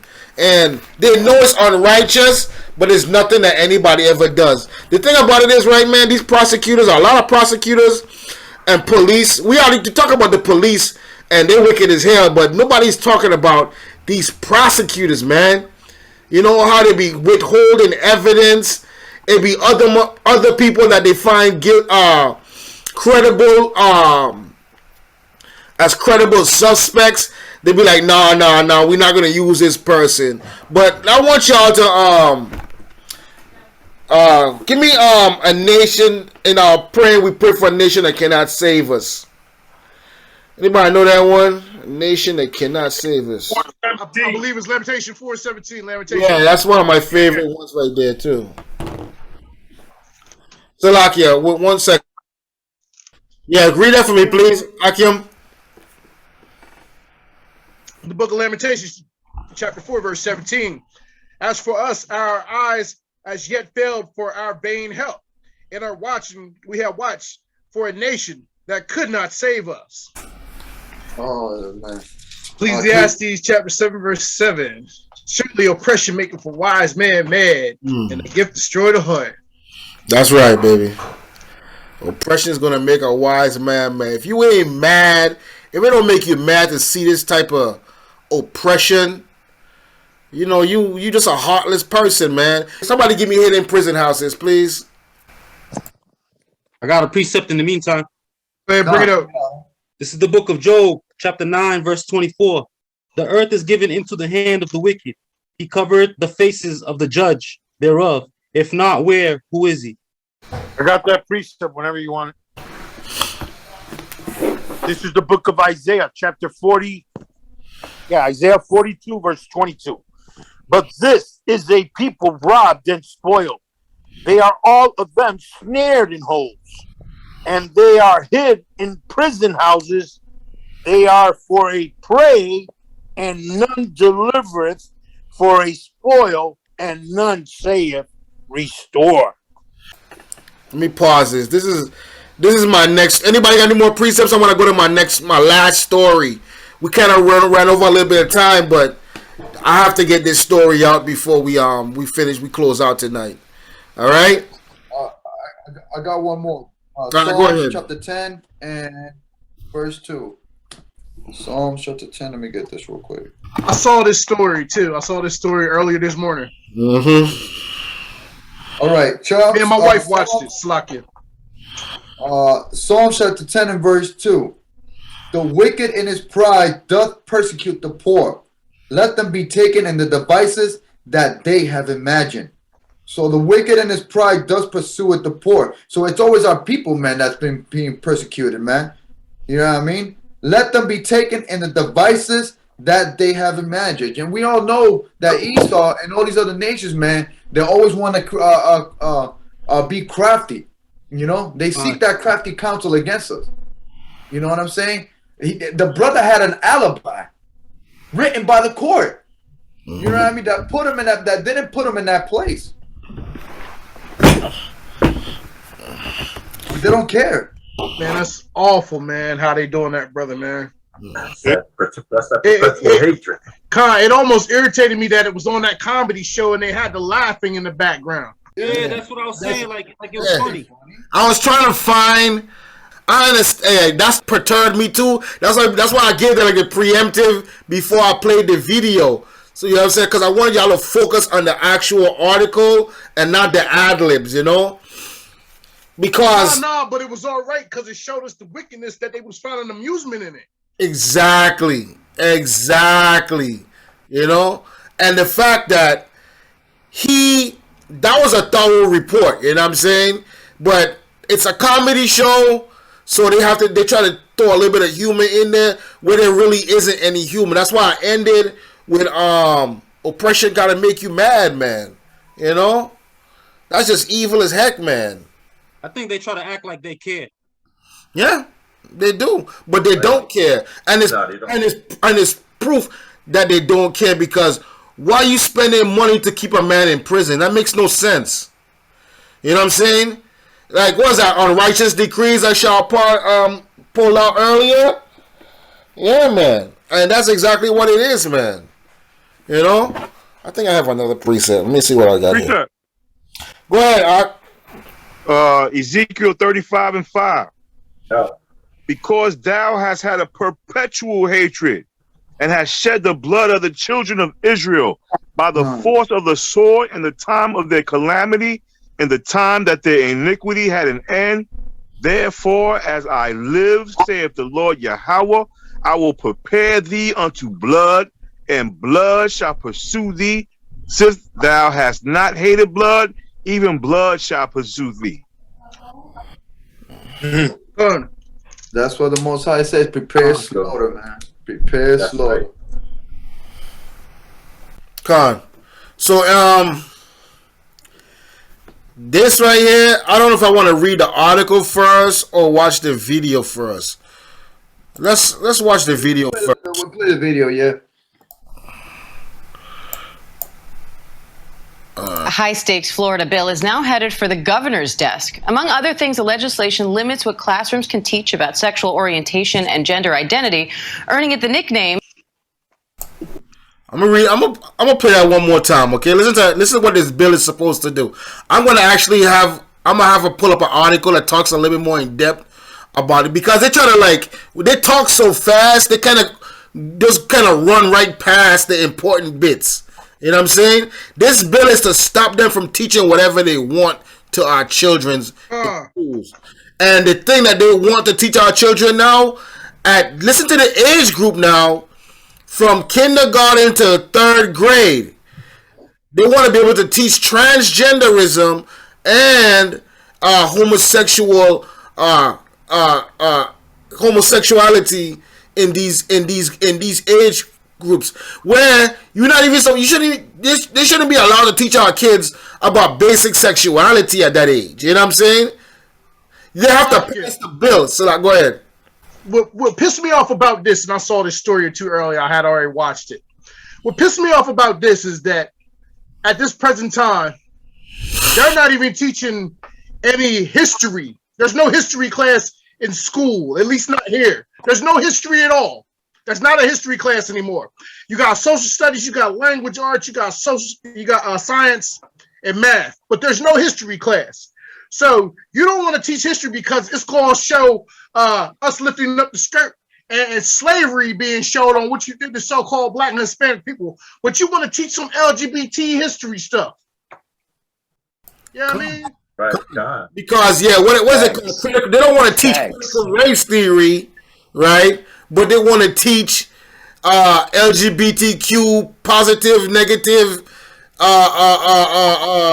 ideas. They want to indoctrinate our children in a homosexual and lascivious lifestyle mind state.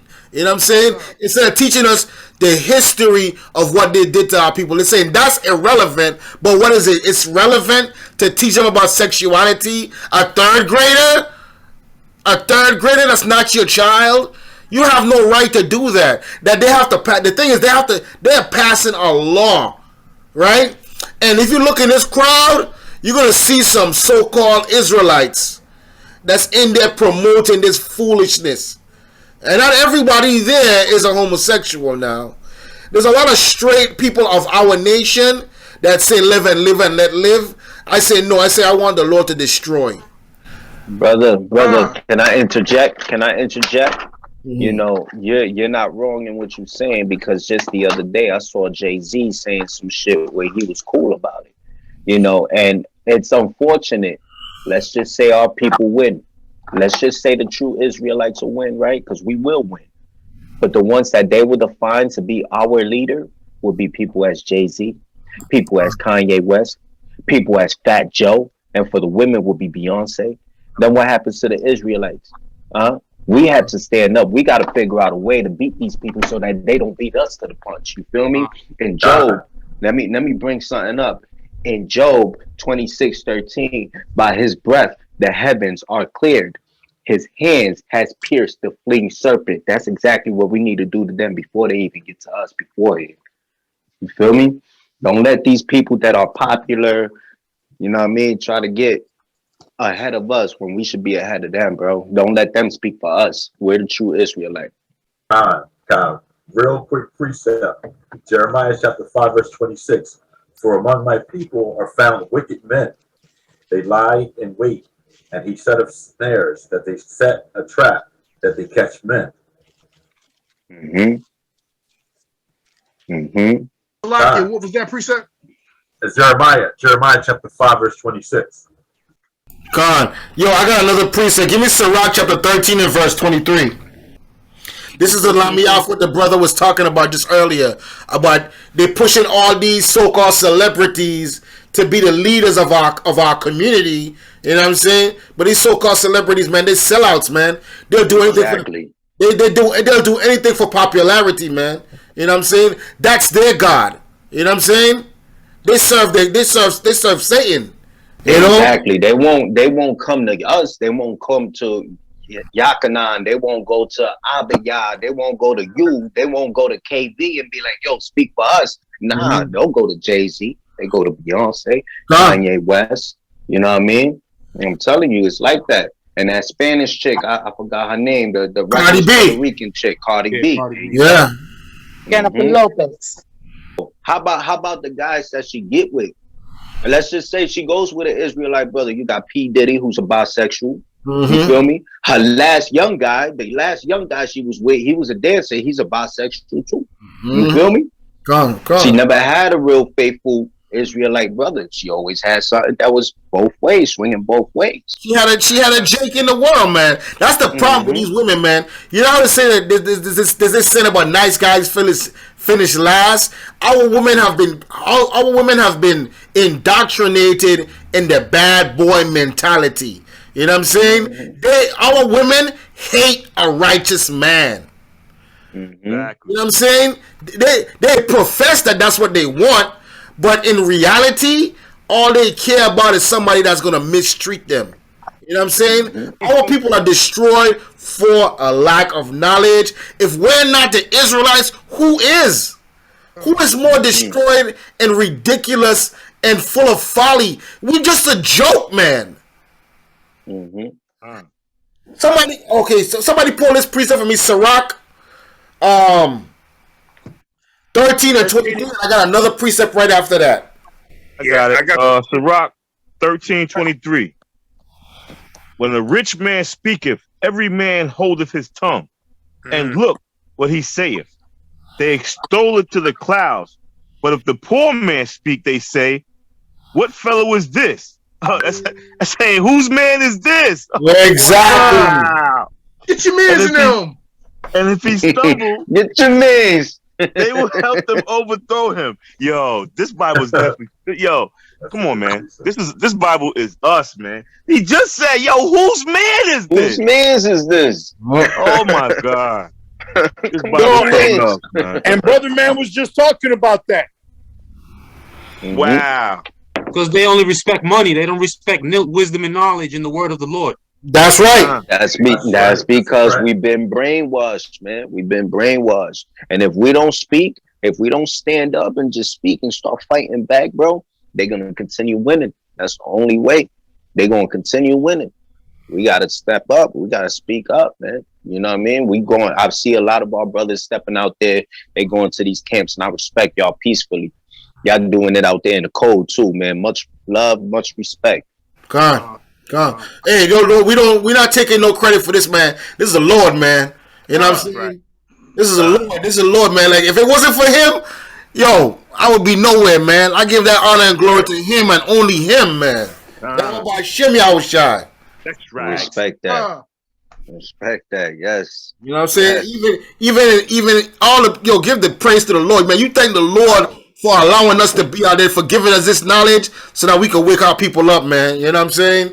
Like, yo, I got a good precept right here, man. Somebody give me Psalms chapter 44. And we'll start with verse 11. The book of Psalms chapter 44 verse 11. Thou hast given us like sheep appointed for meat, and hast scattered us among the heathen. Keep going. Thou sellest thy people for naught, and dost not increase thy wealth by their price. Thou makest us a reproach to our neighbors, a scorn and a derision to them that are round about us. Thou makest us a byword among the heathen, a shaking of the head among the people. Con, that's good. That's good, man. Like, that's what it is, man. We like a joke, man. And the heathen look at us, man. They be like, look, who are these people, man? You know what I'm saying? Yo, what is that? Wisdom of Solomon 5:1. When they talk about, was it 7:1? When they talk about who are these? Are these the people of God, or like how are these people counted salvation? Yeah. Give me that sharp part, please. I wish I was like y'all, knowing the precepts off the back of that head. I wish I was like y'all, man. I still be looking. Bro, I still gotta be looking around for it. it ain't hard, bro. It's a study, man. You gotta get with brothers, man. You know what I'm saying? Yeah, definitely. Out here, I don't know too many. That's the thing. Out here, I don't know too many, and out here, the brothers ain't as peaceful as y'all. You know what I mean? Our brothers over here, they actually fighting camps among camps. And I'm like, why y'all doing it? Where you at, Akim? Well, I'm from New York. Yeah, I was gonna say that. So, yeah. That's not be y'all's cousin. Oh, okay. Come on. Yeah, so, you know, over here, I'm from the Bronx, bro. Oh, true that. Yeah. So, you know, it's over here, it's just different, bro. You know what I mean? But anyway, enough said. I found y'all, so I'm good with this right here. You know what I mean? Each day I'm just learning. All praise. Blessed to even learn with y'all. Thank you. Yo, Ak. But like, you can go link up with House of David though. They're in Brooklyn, yo. Yeah. They on Howard Avenue. Yeah. Our elder. Yeah. Okay. And, pretty much, like from what I'm seeing, like just being amongst them, like they got a good balance to the camp. You know, it's like an array of elders. Then they got younger people, younger stewards, and then they got some men in between. So it's a good balance in the camp amongst them. And Elder Barak right now, he's an elder. So if you want to, you know, like they do try to like bring other camps together and stuff like that too. Yeah, I mean, you should check House of David out. Maybe you would like them. House of David. House of David. I'm gonna write that down now. Yep, so Howard Avenue. You're welcome. Thank you. I can shoot you Elder Ash's number. I'll shoot it to hit me in the WhatsApp. You have WhatsApp, right? So you have WhatsApp. That's how you got this, or no? Or I'm gonna shoot through you on the French chat. Yeah, I'm on the chat right now. All right. So I'm gonna shoot you some Elder Ash's number, man. You could talk to him. You know what I'm saying? Like we said, man, we're not trying to indoctrinate nobody, man. You know what I'm saying? But you're gonna have to prove this brother, this elder, on your own, and see if the spirit bear witness with them. You know what I mean? No, that's a fact. I appreciate that. No, because we all about bringing Israel together, man, and sealing this elect. But I appreciate it. Yeah, man, we appreciate you coming on here, man. All praises to the Lord, man. We hope what we say is edifying, man. That's his doing, bro. If it wasn't something that I was interested in, trust me, I love the Lord, bro. So when it's something about him, I try to just always tap in, because ain't no point in tapping out. You know what I mean? I'm already a part of it. You feel me? I deal with this. I deal with it in the streets too, bro. I deal with it a lot. You know what I mean? The way they misjudge me off of racial profile is always a consistent thing where I'm at. You know what I mean? New York cops is wicked. I'm telling you straight up. New York cops is wicked. Jersey cops is wicked too, and that's only 30 minutes away. You know what I mean? I'm from the most wickedest borough in New York, man. I'm from the most racist Staten Island, man, where they kill everything. Oh yeah. So you already know. I already know. They That's got a crazy out there. 99% conviction rate out there, man. Ain't nobody go to court and win, man. Nobody. Yeah, that's right. Damn, bro. 99%. I'm sorry you out there. Hey, the good Lord with you though, for sure. He with you for sure. Yeah, he with all of us, man. So for sure, man. Just keep doing what you're doing. You good. All right. Peace, brothers. I'm still listening. All right, Salakia, let's get into this. Let's get into this article, man. This folly. You know. All right, let me start it over.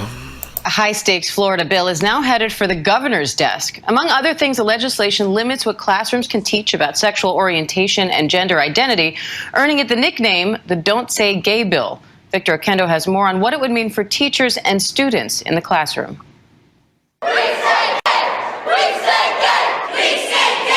This morning, the Parental Rights in Education bill, which has gained national attention, sparking statewide protests and student walkouts, heading to the desk of Governor Ron DeSantis, who's expected to sign it into law. We're going to make sure that parents are able to send their kid to kindergarten without having some of this stuff injected into their school curriculum. The legislation, dubbed the Don't Say Gay Bill by critics, bans lessons in sexual orientation or gender identity in kindergarten through the 3rd grade, and any instruction that is not age appropriate or developmentally appropriate for students in accordance with state standards. The bill, which does not define what is age appropriate, would allow parents to sue school districts or teachers if they believe the policy is being violated. Supporters argue the bill is not about targeting particular students, but empowering parents. All it does is state what is age, it talks about what's appropriate in the classroom to teach. LGBTQ plus community advocates warn this will prevent teachers and schools from helping the 52% of LGBTQ youth enrolled in middle or high school who reported being bullied in the last year, and the 42% who reported seriously considering suicide. You have bills like this that is now preventing teachers from being able to express and share and be able to console students who might bring these type of issues to school.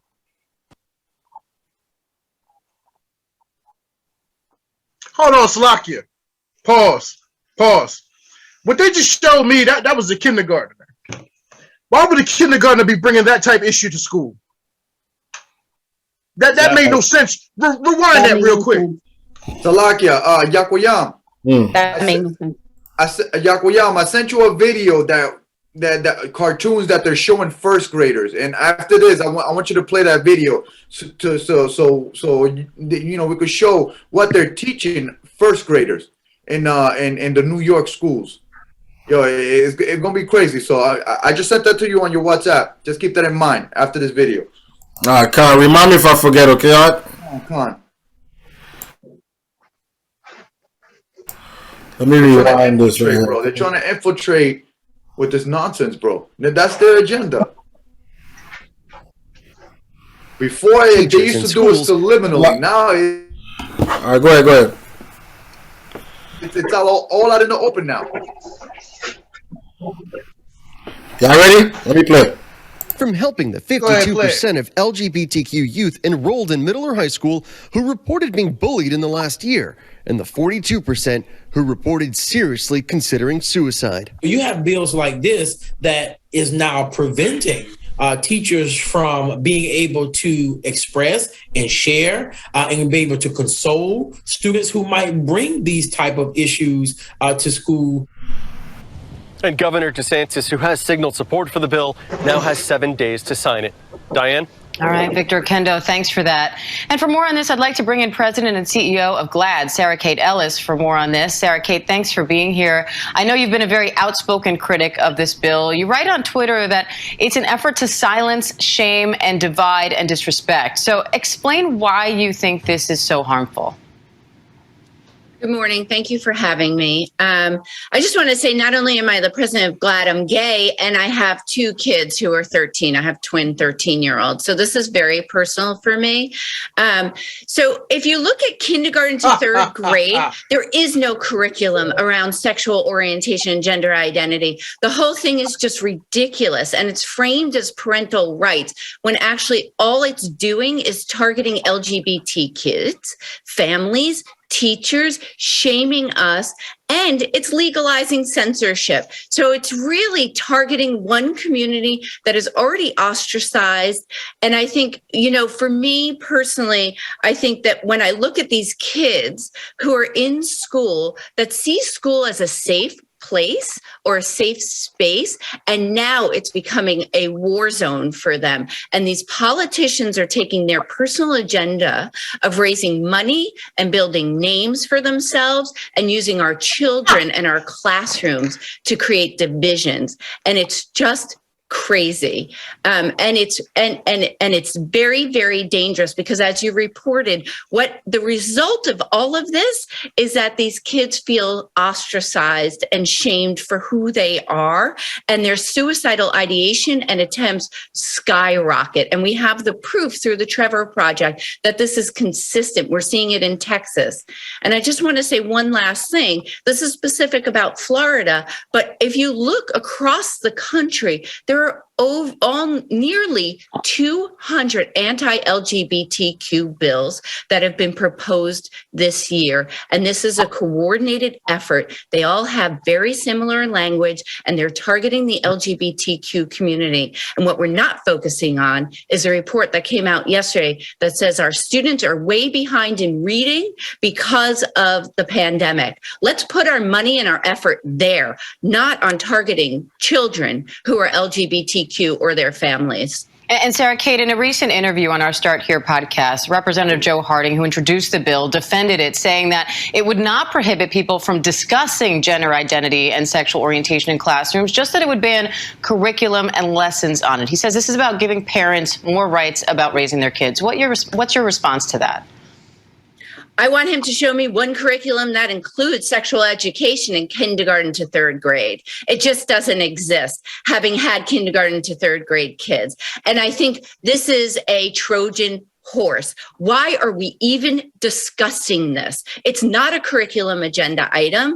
They're creating a solution to a problem that doesn't exist, and they're creating problems for a lot of people. And what this does at the end of the day is politicize LGBTQ people who just want to go to school, learn how to read and write, and every now and then want to see their families represented as well. I will tell you, having 2 children, my kids' favorite book when they were little was Mommy and Me.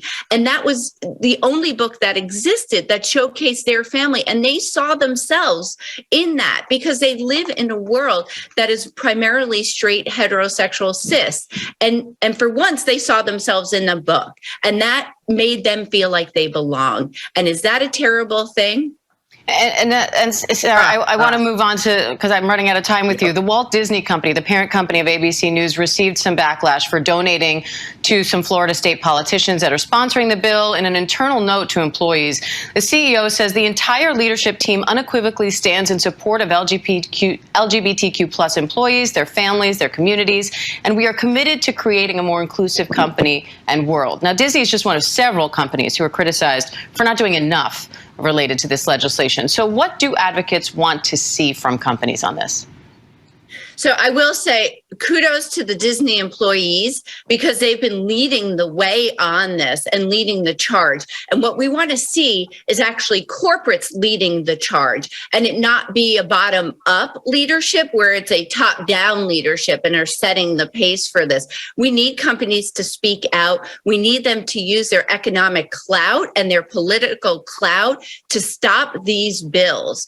And I think when you see that Gen Z, over 21% identify as LGBTQ. These are the employees and the consumers of the future and the now, and you need to respond and support them or they will hold you accountable. I don't think companies who are not speaking out on this are going to get a pass from our community. All right, GLAAD President and CEO Sarah Kate Ellis, we appreciate your time today. Thank you. Thanks for having me. Crazy, man. That's wow. That's crazy. Wow. Play that video, Yakuyam, real quick, because this is what they're teaching first graders in New York. That video Can I say something? Go ahead. Yeah, the reason why she said that 2 of her kids were gay is because she told them at a young age. How's a kid that young know if they're gay? Because you teach them that. You teaching them that. You told them to be gay. Exactly. Train up a child the way he should be, man. So he would depart from it, man. He shall not depart. So like y'all was muted. She didn't say that the kids were gay. She said that she's gay, and she have 2 twin sons.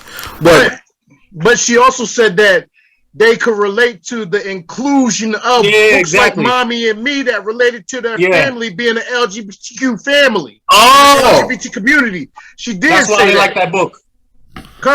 Yeah. So she did teach them that at a very young age. She was indoctrinating her children. What was hypocritical about it is that she said that children weren't learning about sexuality at the age, but she was teaching them to accept this lifestyle at that age at the same time as a educator.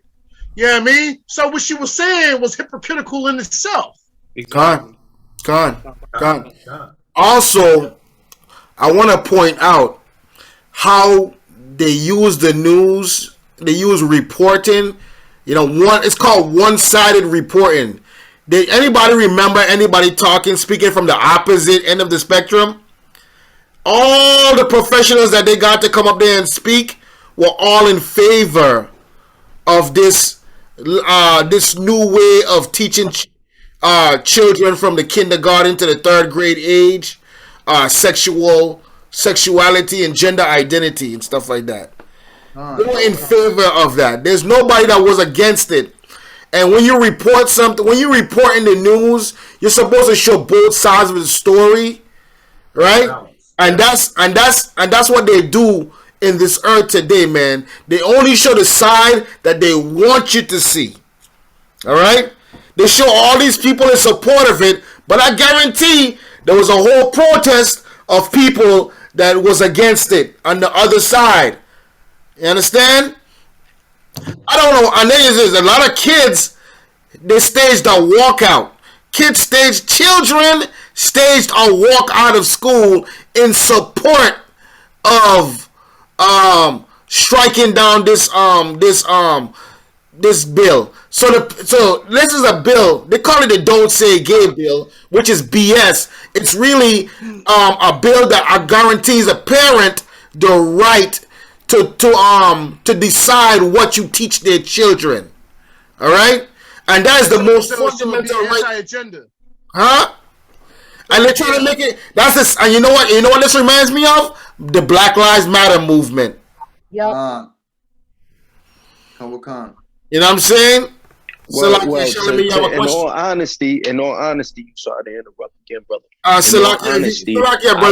Salakia, brother. If you're gonna say something, you have to raise your hand or just say Salakia or excuse me to let us know that you want to talk. But so go ahead, and Shalami, you can go ahead after him. Okay. Okay. Salakia. Okay. All right, go ahead. Okay, Salakia. I remember I went to one of the Black Lives Matter event, and really it wasn't nothing about Black lives at all, bro. It was just to promote the LGBTQ. Yeah, and this was in New York, so I just wanted to share that, you know. God, Salakia. Another thing about the Black Lives Matter in their mission statement, their goal is to destroy the nuclear family, a regular mother, father, child family. That's not that they totally against that. So right there, they tell you that that whole shit is for the gay agenda. That whole LGBT, all that shit is for the gay agenda. That Black Lives Matter. God. Charlamagne, go ahead. You have something to say? Charlamagne? I wanted to just say that the white woman, can you hear me? Yeah, we can hear you. Yeah, we can hear you. Okay. The president of GLAAD, she had already kind of skipped on some of her words because the woman was trying to say that the curriculum was really about the parents being in charge of that education piece and removing that curriculum. But like you said, I think Yakana mentioned it and Yakuya mentioned it, but she kind of flipped on her own words. You know, she's teaching it already in her home, but why is it necessary to teach it in school? It's not necessary to teach it in school if you're teaching your own children. And that's the problem right now with Israel families is that they don't have that ability to teach their own children. They lose that power. And so when they start to discipline and start to do the things that are necessary, especially the husband and wife, like man and woman households, where the father's doing the discipline and so on and so forth, then you have DCF stepping in and saying, you can't do that. You can't spank your children. You can't do this. You can't point at your children and say, no, you can't do that. You know, so there's a whole bunch of control that is happening right now that this world and politics wants to be doing to the children. And I work with kids that are in kindergarten up to 3rd grade, and they're not thinking about sexuality unless the parent is already putting that in their head.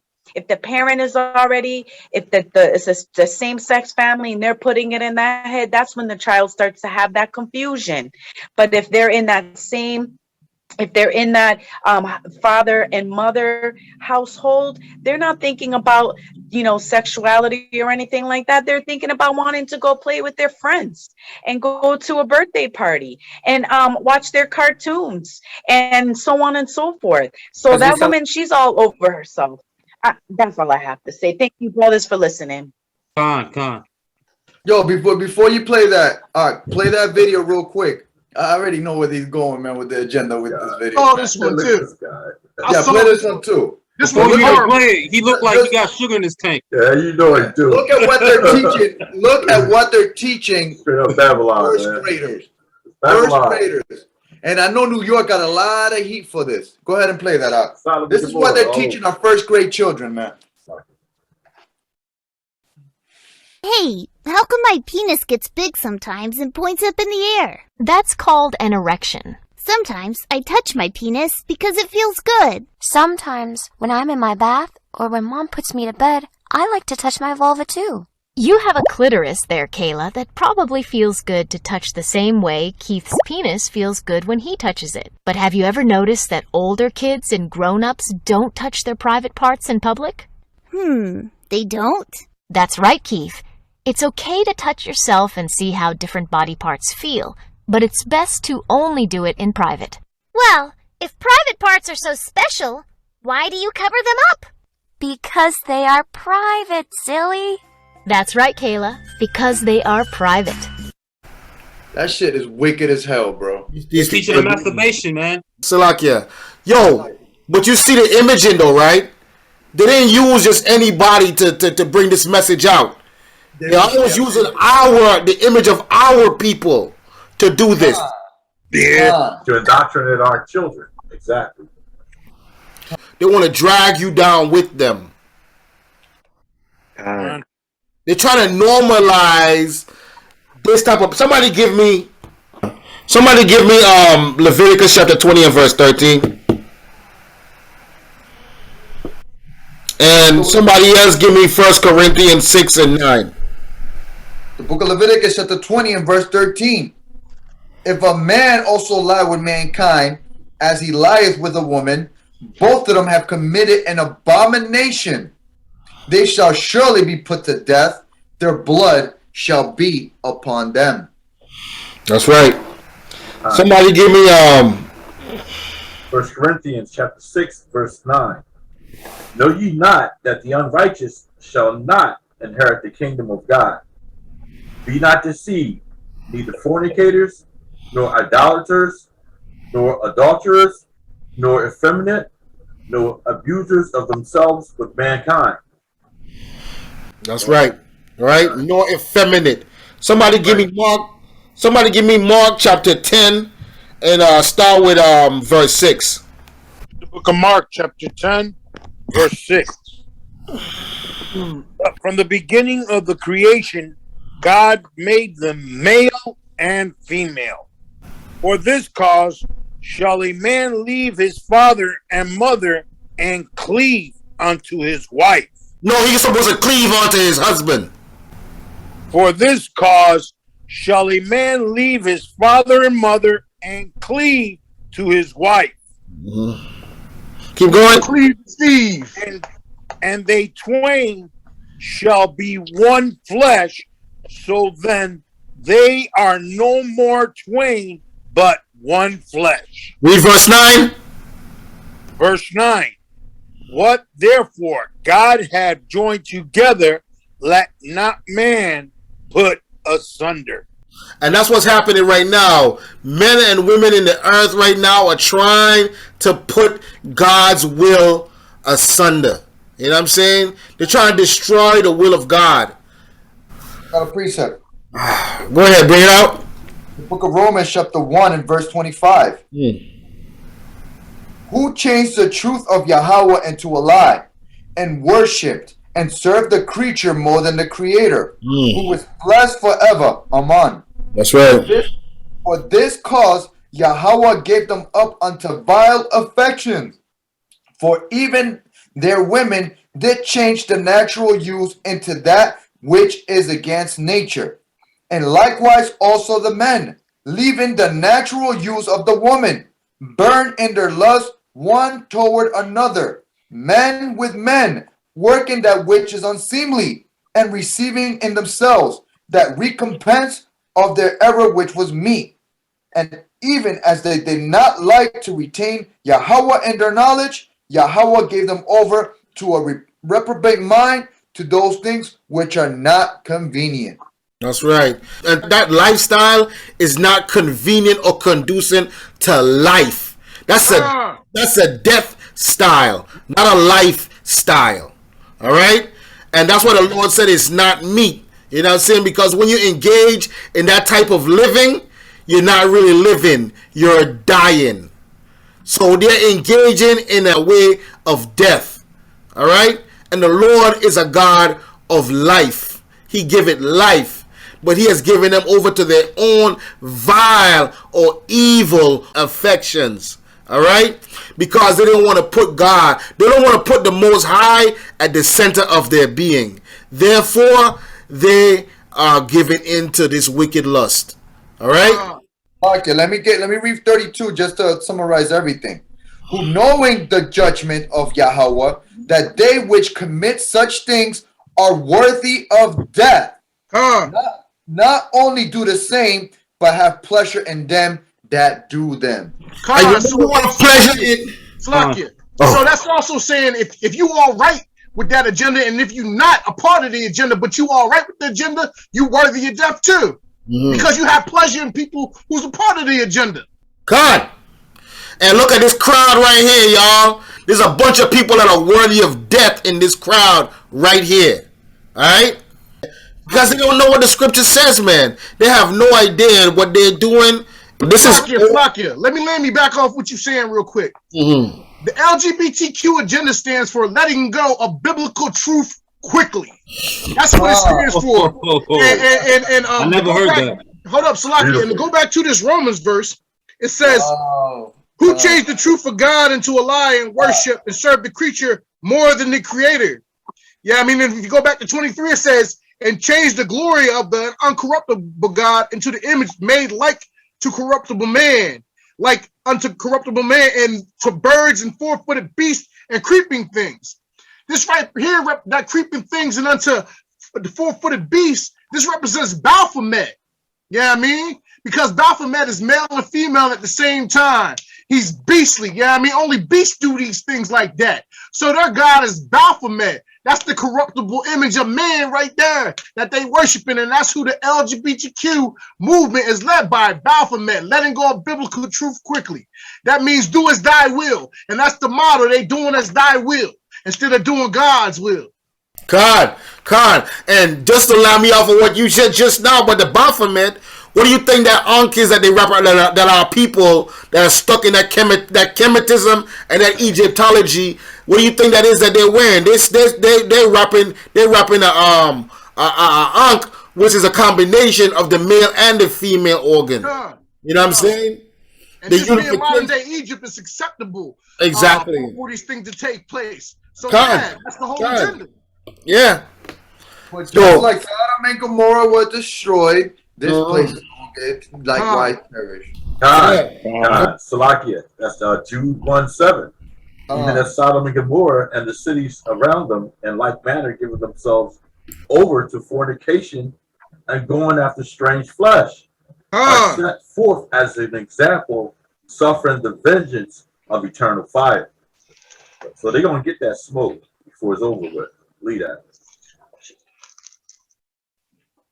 Lakia, and they took God's sign to us, which is the rainbow, and then corrupted it. Yeah, which is the covenant. Give me Revelations 11 and verse 8. Hold on, I got a precept. All right, go ahead. This is the book of Isaiah, chapter 3, verse 9. The show of their countenance doth witness against them, and they declare their sin as Sodom. They hide it not. Woe unto their soul, for they have rewarded evil unto themselves. Say ye to the righteous that it shall be well with him, for they shall eat the fruit of their doings. And just like the brother said, he brought up the Jew verse, they're going to be just like unto Sodom and Gomorrah. God. Yeah, we can end on that. I want to play this video. All right? This video was posted in July of 2021, right? They're talking about this agenda. We talk about this gay agenda, right? Let's hear it from the devil's mouth himself. I remember that. Yeah. Celebrate Pride on the progress we've made over these past years. There's still work to be done. As we celebrate Pride on the progress we've made over these past years, there's still work to be done.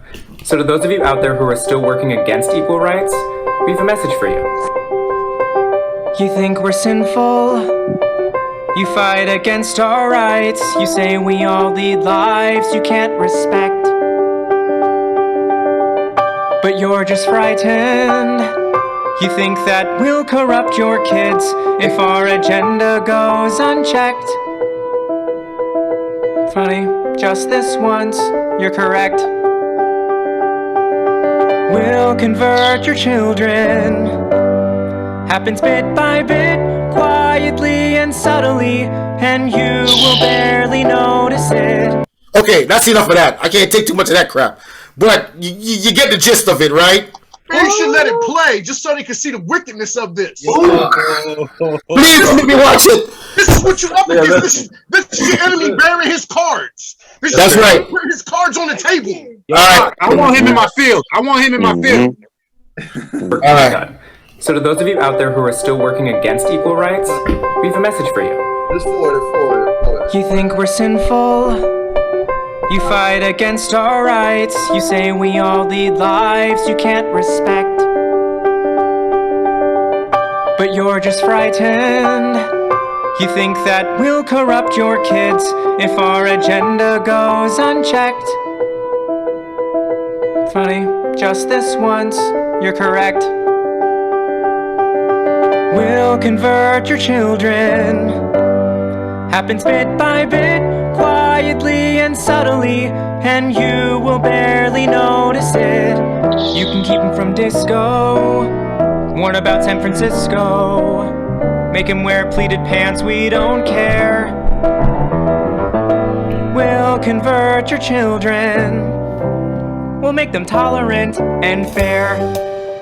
At first I didn't get why you'd be so scared of us turning your children into accepting, caring people, but I see now why you'd have a problem. You see the devil in this dude's Just face, like you worried, they'll change their group of friends. You won't approve of where they go at night to protest. Oh, and you'll be disgusted so gross when they start finding things online that you've kept far from their sight, like information. Guess what? You'll still be alright. We'll convert your children, yes we will. Reaching one and all, there's really no escaping it. Cause even grandma likes RuPaul, And the world's getting kinder. Gen Z's gayer than Grindr. Learn to love, learn to vogue, face your fate. We'll convert your children. Someone's gotta teach them not to hate. We're coming for them. We're coming for your children. We're coming for them. We're coming for your children. We're coming for them. Your children will care about fairness and justice for others. Your children will work to convert losers and brothers. Then soon we're all. Did you just say your children will work to convert their sisters and brothers? Yo, real quick, the book of Psalms, chapter 83 and verse 1. Keep not thy silence, O Yahweh. Hold not thy peace, and be not still, O Yahweh. For lo, thine enemies make a tumult, and they that hate thee have lifted up their head. They have taken crafty counsel against thy people, and consulted against thy hidden ones. They have said, come, and let us cut them off from being a nation, that the name of Israel may be no more in remembrance, man. And that's what they want to do with our peoples, man. Yo, somebody give me Proverbs 15 and 25. I got a precept, but it wasn't Proverbs 15 and 25. I got Proverbs 16, 18. Bring it out. And as you see, they got on their shirt, proud. They proud to be able to corrupt your children. They proud to politically enforce their agenda and corrupt your children. This is Proverbs 16, verse 18. Pride goeth before destruction, and a haughty spirit before a fall. And this place gonna burn. They're gonna burn.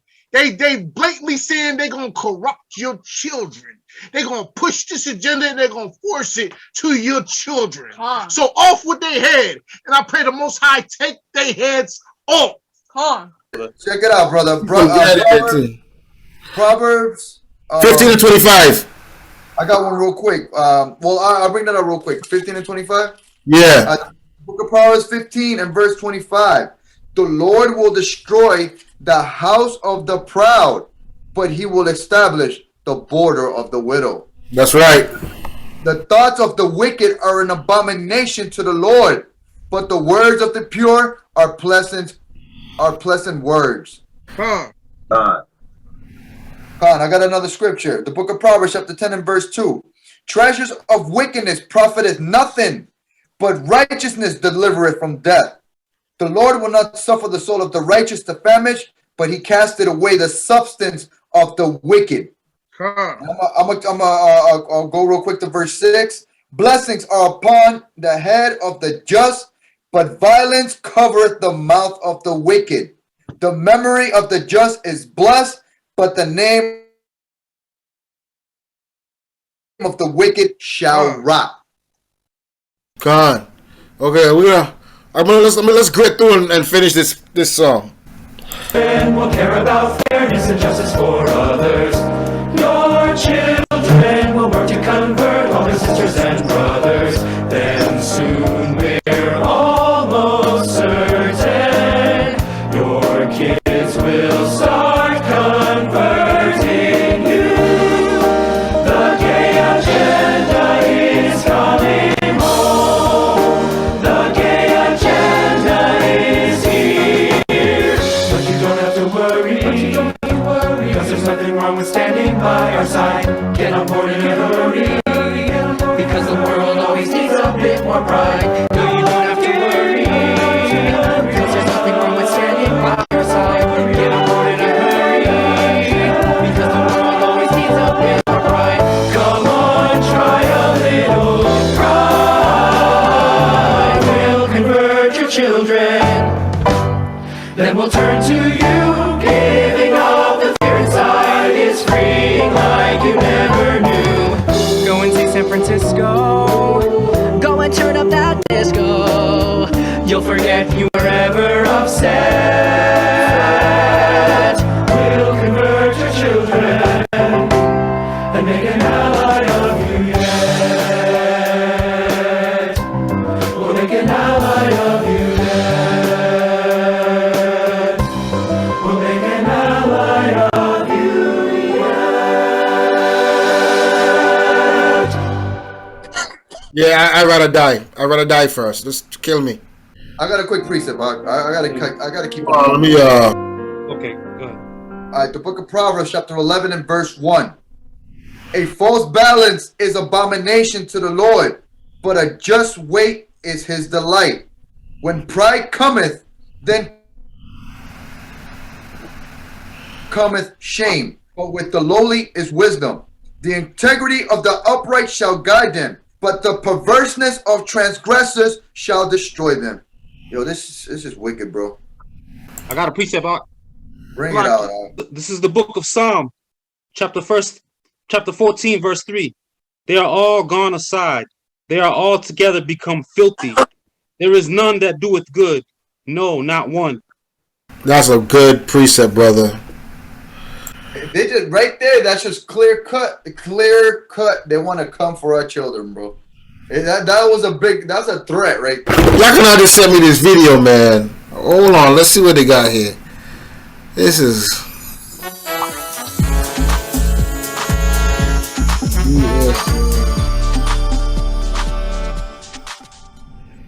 So there's another group of people, ladies and gentlemen, that the Biden administration is paying a lot of money to. Now, yesterday we covered about the $30 million that's going to a program to reduce, the harm people have when they're trying to use illegal drugs. And, he talked about these smoking kits that have these, crack pipes in them or meth pipes, etc.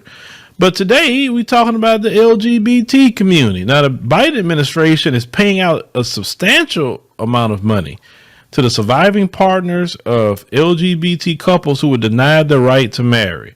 Now, they say no one knows exactly how many people are eligible, though the best estimate reaches into the thousands at minimum, and the pot of money stretches into the millions. Now, they say that a few of these individuals know they're entitled to these payouts, and many are elders of advanced age. So LGBT groups are in a race against time to identify and assist this population, vindicating their constitutional rights before it's too late. Now, they say Lambda Legal, the organization leading this campaign, laid the groundwork in 2 lawsuits filed during the Trump presidency. Both challenge Social Security Administration's denial of survivor benefits to individuals affected by same-sex marriage bans, which have been unenforceable since the Supreme Court found them unconstitutional in 2015. It said the first suit was filed on behalf of widows and widowers. It said who could never marry because of their partners died before same-sex marriages were legalized. Now, the second was filed on behalf of widows and widowers. It said who were married for less than 9 months before the same-sex partner died. They said that typically survivor benefits, it say, are available if the marriage lasted more than 9 months. It said, but if an unconstitutional law prevented a couple from marrying, It said until the end of one partner's life, Labda argued, it said the government had an obligation to alter this rule. Okay? So it said in each case, a federal judge agreed that the denial of survivor benefits violated the Constitution. These judges ordered immediate payouts to the individual plaintiffs and certified nationwide class actions on behalf of LGBT persons injured by the exclusionary policy. Now, Trump, he dragged his feet in paying those benefits to the plaintiffs and appealed the class action decisions, just attempting to quash them. Okay? It said, but once Biden entered the White House, he said the DOJ started singing a different tune. So on November 1, 2021, the DOJ settled the cases, dismissing the appeals. It said the time for him to do that was very quick. To say 4 months earlier, Biden fired Andrew Saul, Trump's commissioner of the Social Security Administration, replaced him with Kalolo Kijakazi. It said LGBT friendly progressive. It said with Biden's officials in place, the federal government is eager to start paying out survivor benefits to victims of anti-LGBT discrimination. Now they say survivors can start collecting benefits at 60 or 50 if they're disabled. It said the survivors applying for the first time receive monthly payments forward. It said the number varies based on the deceased partner's earnings and can get as high as around $1,250 per month. And they say if a survivor applied previously and was denied, they can be paid a lump sum up front. A big lump sum, actually. Providing retroactive benefits go back to the date of the application in addition to monthly checks. Okay? So, Pause. Biden has actually been... So they want to give survivors of previous LGBT couples who were denied marriage $1,250 per month until they die, but they refuse to give anybody of the transatlantic slave imported or exported any money in reparation. But they're going to give this money to the LGBTQ community because they was refused marriage of a partner that died before the bills were instated. That right there is crazy, man.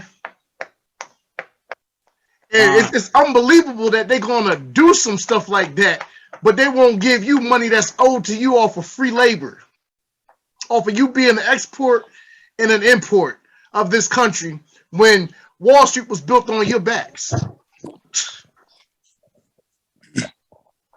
Yeah, a lot of it has to do, too, with them.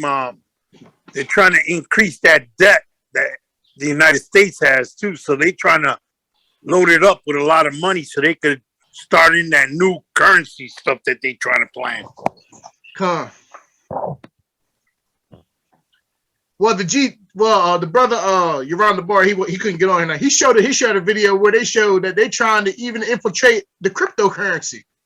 So people think they're going to do something, they're going to escape and have some type of digital currency. They're going to infiltrate it and tell you what you can spend your cryptocurrency on. And it's going to be like a voucher. They're going to tell you how much meat you can buy, how much supplies you can buy for your house, or whether or not you can buy this or you've had enough of this product in your house if they decide to. Yeah, it's going to be like China. You can't even jaywalk or nothing because they decide how much money or funds you could have in your account. So it's going to be pretty much like a voucher. So whatever you save up is going to be a voucher program. Ain't going to be no escaping it. But they giving these people these reparations over a defiled bed. This is like totally against the Most High. That's why he destroyed this place. Beginning of the beast system. This place got to go. Hey, Khan, isn't there a story about there's no pity for Israel or something like that? I think it's I read it recently. I think it's in the Apocrypha. Or maybe it might be in, I don't know where it is, honestly. But there's a scripture where the Lord, this is exactly what they talk about in the scripture, man. They talk about how the nations look at us, and nobody has pity for us. I was listening to one of the Clubhouse conversations, and one of the brothers brought that out. You know what I'm saying? How nobody, like, we get destroyed and robbed and spoiled, and nobody cares. You know what I'm saying? Nobody cares. I'm paraphrasing how the scripture goes, but it's like nobody cares about us, and no matter what we go through, you know, everybody's always getting the benefits of this world. But like, you know, like the scriptures say, man, this is not our rest, man. We're laying up our treasures in the kingdom of heaven, man.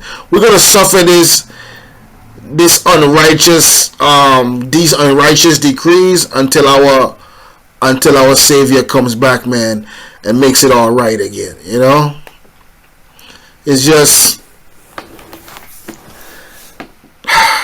it's painful to deal with. You know what I mean?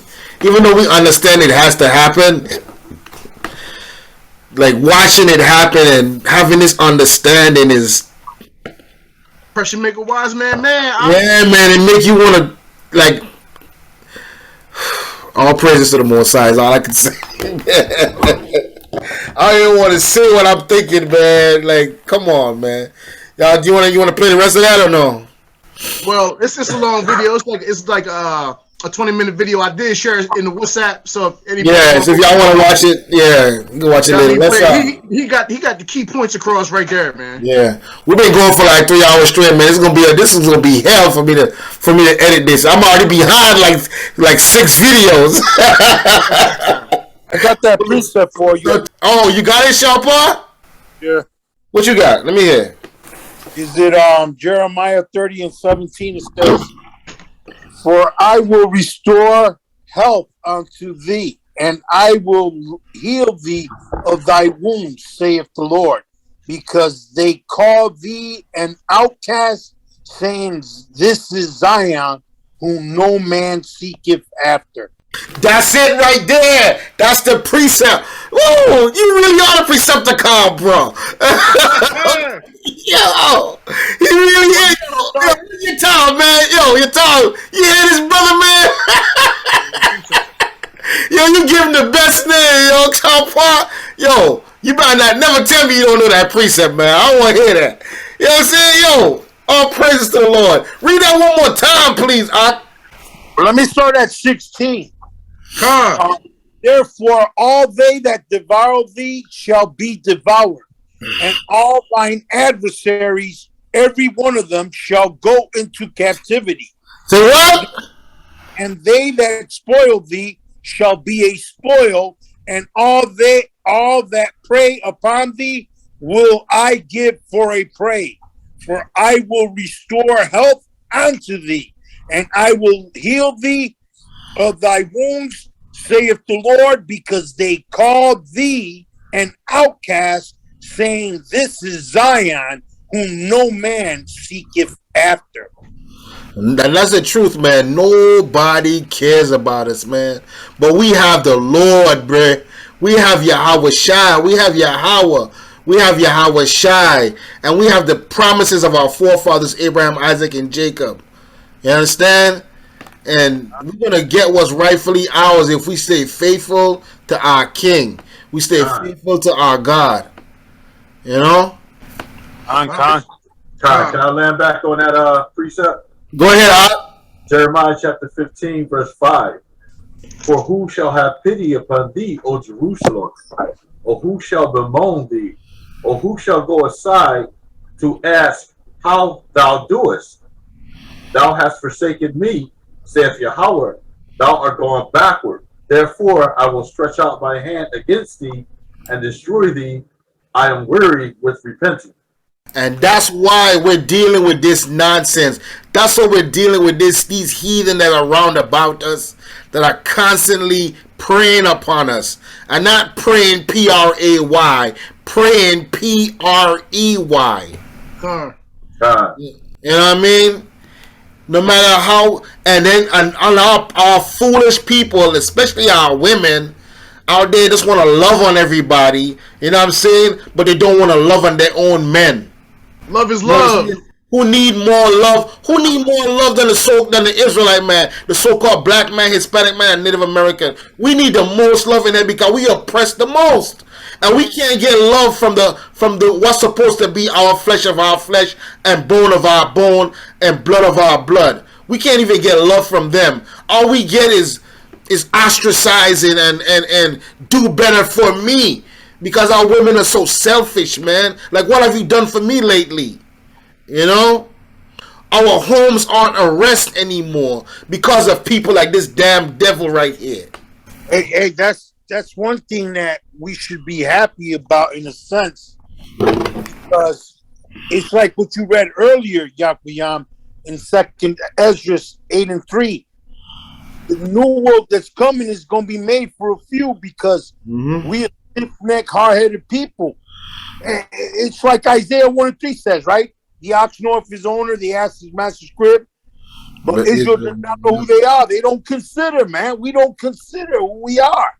God. And that's why Yahweh outside got to destroy a bunch of us, man. We got to be happy that we're still in this path.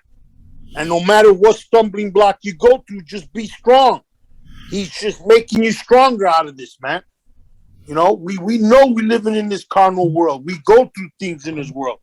But doesn't mean you fall and just stay down, man. You just get back up and keep walking, man. Keep doing the walk. He's there. He's making us stronger, man. Anybody got anything else they want to add, man? I don't think I got any more stories. I think I kind of went. I kind of went through them. I kind of went through all the stories. I got a few. I think I got one more. Hold on. Let me pull this up. I'm pretty much disgusted by all of it. Yeah. Yeah, man. I mean, I actually be trying to find some good news, but yeah, a bunch of it is all that, like what Reese read on Psalms 83. It's all crafty counsel. The homosexual agenda, that's also to depopulate. You know what I mean? To keep our, that's part of it too. I got black students allege racism during escape from Ukraine. Body cam video shows police detaining Black Panther director Ryan Coogler. Oh yeah, he went to go cash a check. Yeah, and they but you notice what he said, right? He said that black and Latino high school soccer players heckled with monkey and barking sound, coach says. I think this was in Massachusetts too. Hold on. Let's watch this video. This is a short one.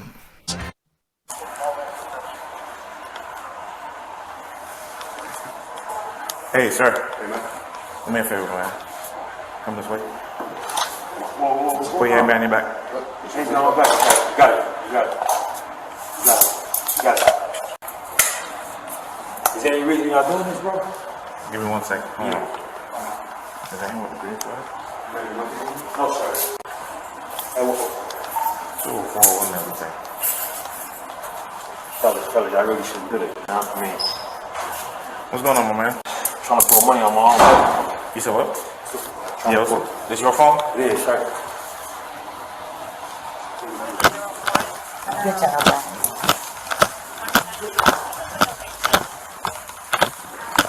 Did the officers explain what's going on while we're out here? Not really, man. All right, so we got a call base. I heard somebody ask me if I passed or no.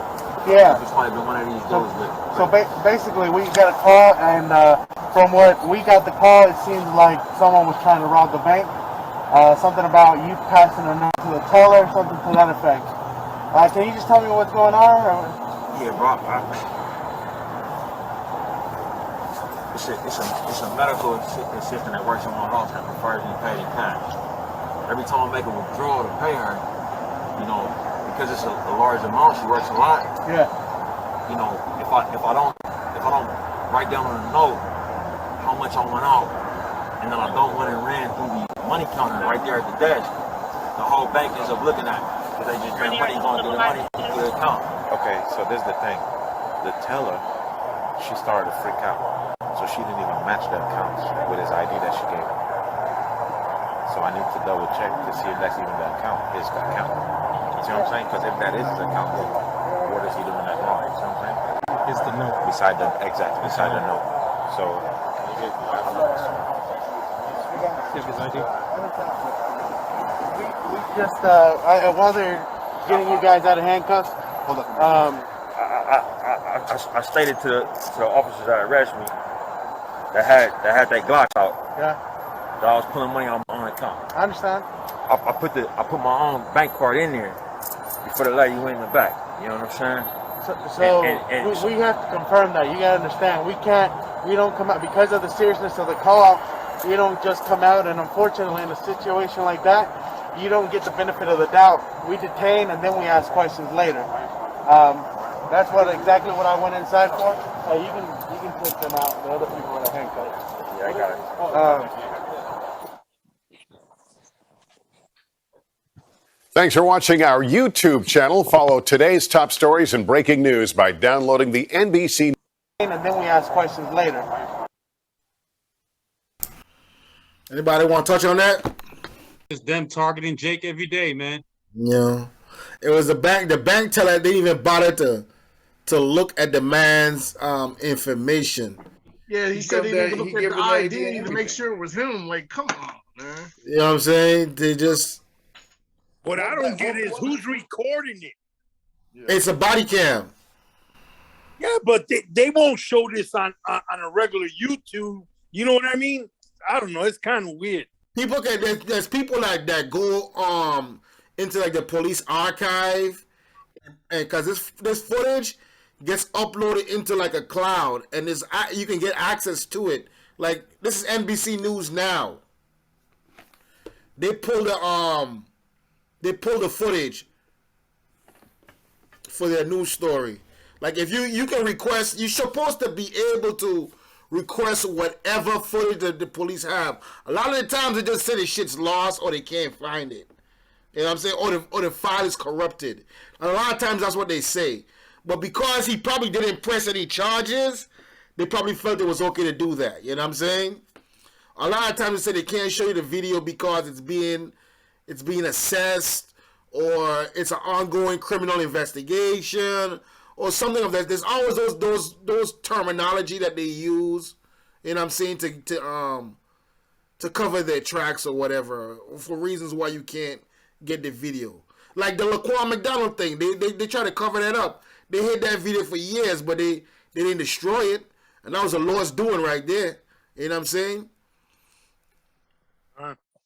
You know, and they said he said he paid some lady in cash, and what people didn't notice is that he's not. This isn't the first time he's done this, because every time I come here, they look at me funny when they put the money into the money counting machine.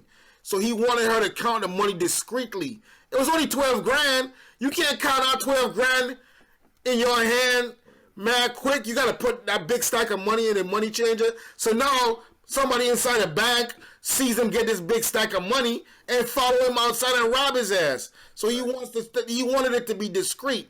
You understand? And they got all shook because of it. You know what I mean? Because he was a black man. If it was a white man in a suit, you know what I'm saying, they would have been like, yeah, it's cool. They would have took the precaution. You know what I'm saying? But when it comes to our people, man, we're automatically guilty. You know? And then we'll figure it out. Even the cops said it. Or when it comes to these situations, we detain first and then we ask questions. We don't mess around. You know? And that's another way. That's another way to. You say something? I'm like, didn't the brother give the teller the ID too? Yeah, she gave him he gave his information, because you can't withdraw money without the ID. Exactly. So a note. That teller being the muted yakking on. I said that she didn't even look at the ID. Exactly. Yeah. What bank robber is like, yo, here I want $10,000. Here's my ID. Exactly. Yo, you know how difficult it is for you to get 10 grand from the bank? They be questioning you big time, dude. Con. She didn't even look at the ID. She saw a note and assumed he was robbing the place. Like, you get an ID with it. And why would you just ask for 12 grand? When you get a note, they tell you, give me what's in the, give me what's in the drawer. no dye pack or whatever. You know what I mean? Like bank, like whatever, man. 9 out of 10 times they don't have 10, 12 grand in the drawer, in the cashier's drawer at the teller station. They gotta go in the bank for the rest of that. They gotta go in the bank for that. They question you. Exactly. You know, whatever. But if it was Tom Cruise or Brad Pitt or somebody, they would know. You know what I mean? But because it's a black, you know what I'm saying? Nobody don't know him from a hole in the wall, man. He got this beard. He got this scully on. He got an afro. He looks urban, you know. Salakia. But that's what they probably thinking. You know what I'm saying? Look at him. He looks like a criminal. Look at him. He looks dirty. Probably got more money than you. You know what I'm saying? He could buy and sell you 10 times. They profiled him. Yeah. You know? But this is what we expect in Esau's kingdom, man. You know what I'm saying? They're living with a perpetual fear of retaliation. You know? They're walking around. Yo, people thinking that people they have a right to be afraid, in my opinion. Honestly. Look at what they did over all these years. You know? They have a right to be afraid. They should be afraid. If they know what we know, we know what's coming. So they have a right to, hey, I get their fear. I get it. You know what I'm saying? But this is not how you treat people that you're afraid of. You know what I'm saying? Their hatred for us is it, and we don't know that. Honestly, we don't know who called it. If it was if it was an Israelite person, or if it was a heathen, right? But that fear and hatred, our own people are guilty of it too. You know, let's not forget that. You know, like the years of indoctrination, you know, that we've had to suffer. That's a perfect word. Like the years of indoctrination that we've had to suffer, the hatred for ourselves, the hatred for our people, you know what I'm saying, and the love of the oppressor. You know? Go ahead. Did anybody notice the lady when he was walking by? She was like, "Good job," when she doesn't even know what happened. She probably the one that calls. Who knows? I don't know. Exactly. Guilty already. Like I said, we're already guilty. We are already guilty. We have to prove our innocence in every situation, all the time. On the eyes, even towards your brother. Yeah. Well, I think that's all I got for tonight, man. I want to do another current events next month. So if anybody got any stories, any good stories, let's not look for the negative. Let's see if we can find something positive. The Lord, I mean, in these last days, I didn't really want to touch on Ukraine because everybody else is doing that. You know, and I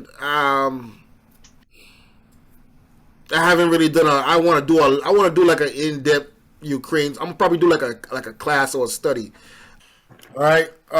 With that being said, man, that's a class. Give it up for Rise of the Chosen, the Hebrew Chosen elect, man. It was a wonderful break build with the Akim and the Aquath. Let me get that closing scripture, Psalms 19, and we start with verse 7. This is the book of Psalms, chapter 19, verse 7. The law of the Lord is perfect, converting the soul. The testimony of the Lord is sure, making wise the simple. The statutes of the Lord are right, rejoicing the heart. The commandment of the Lord is pure, enlightening the eyes. The fear of the Lord is clean, enduring forever. The judgments of the Lord are true, righteous altogether. More to be desired are they than gold, yea, than much fine gold. Sweeter also than honey and the honeycomb.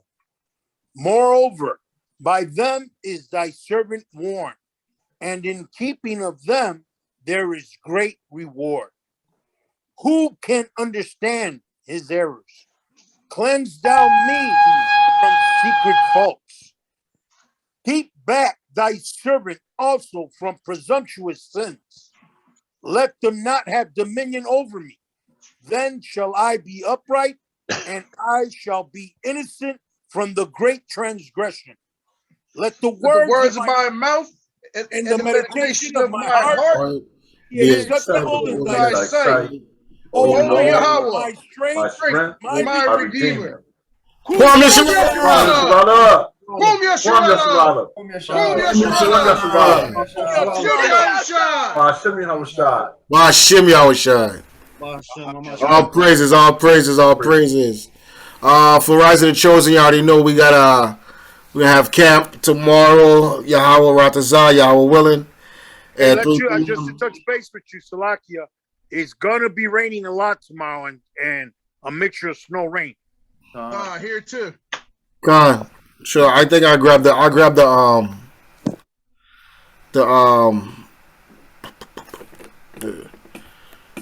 canopy. I couldn't figure out the name for a while.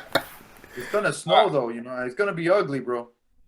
All right, we'll play by ear. Y'all want We should still link up though and fellowship though still. So yeah, we'll play by ear. We could probably do like a sit down inside, you know. So yeah, Ali, I think it's your turn, right? I know you got a lesson. I know you got a lesson in the tank. No, brother, I don't for a lesson, man. I'll see you. Well, you got time. You got time. Yeah. I need a Don't worry, man. It ain't gonna be live. I'll edit it up for you. Stop whining. I got you. I'll make you look good. Give me something nice, man. Give me something nice. All right, Bridget. I'm gonna call it a night. All right. Hello, Mox. Shalom. How about Shimmy Hashem? Yeah, about Shimmy Hashem. Shalom. Yahweh Shema Yahweh.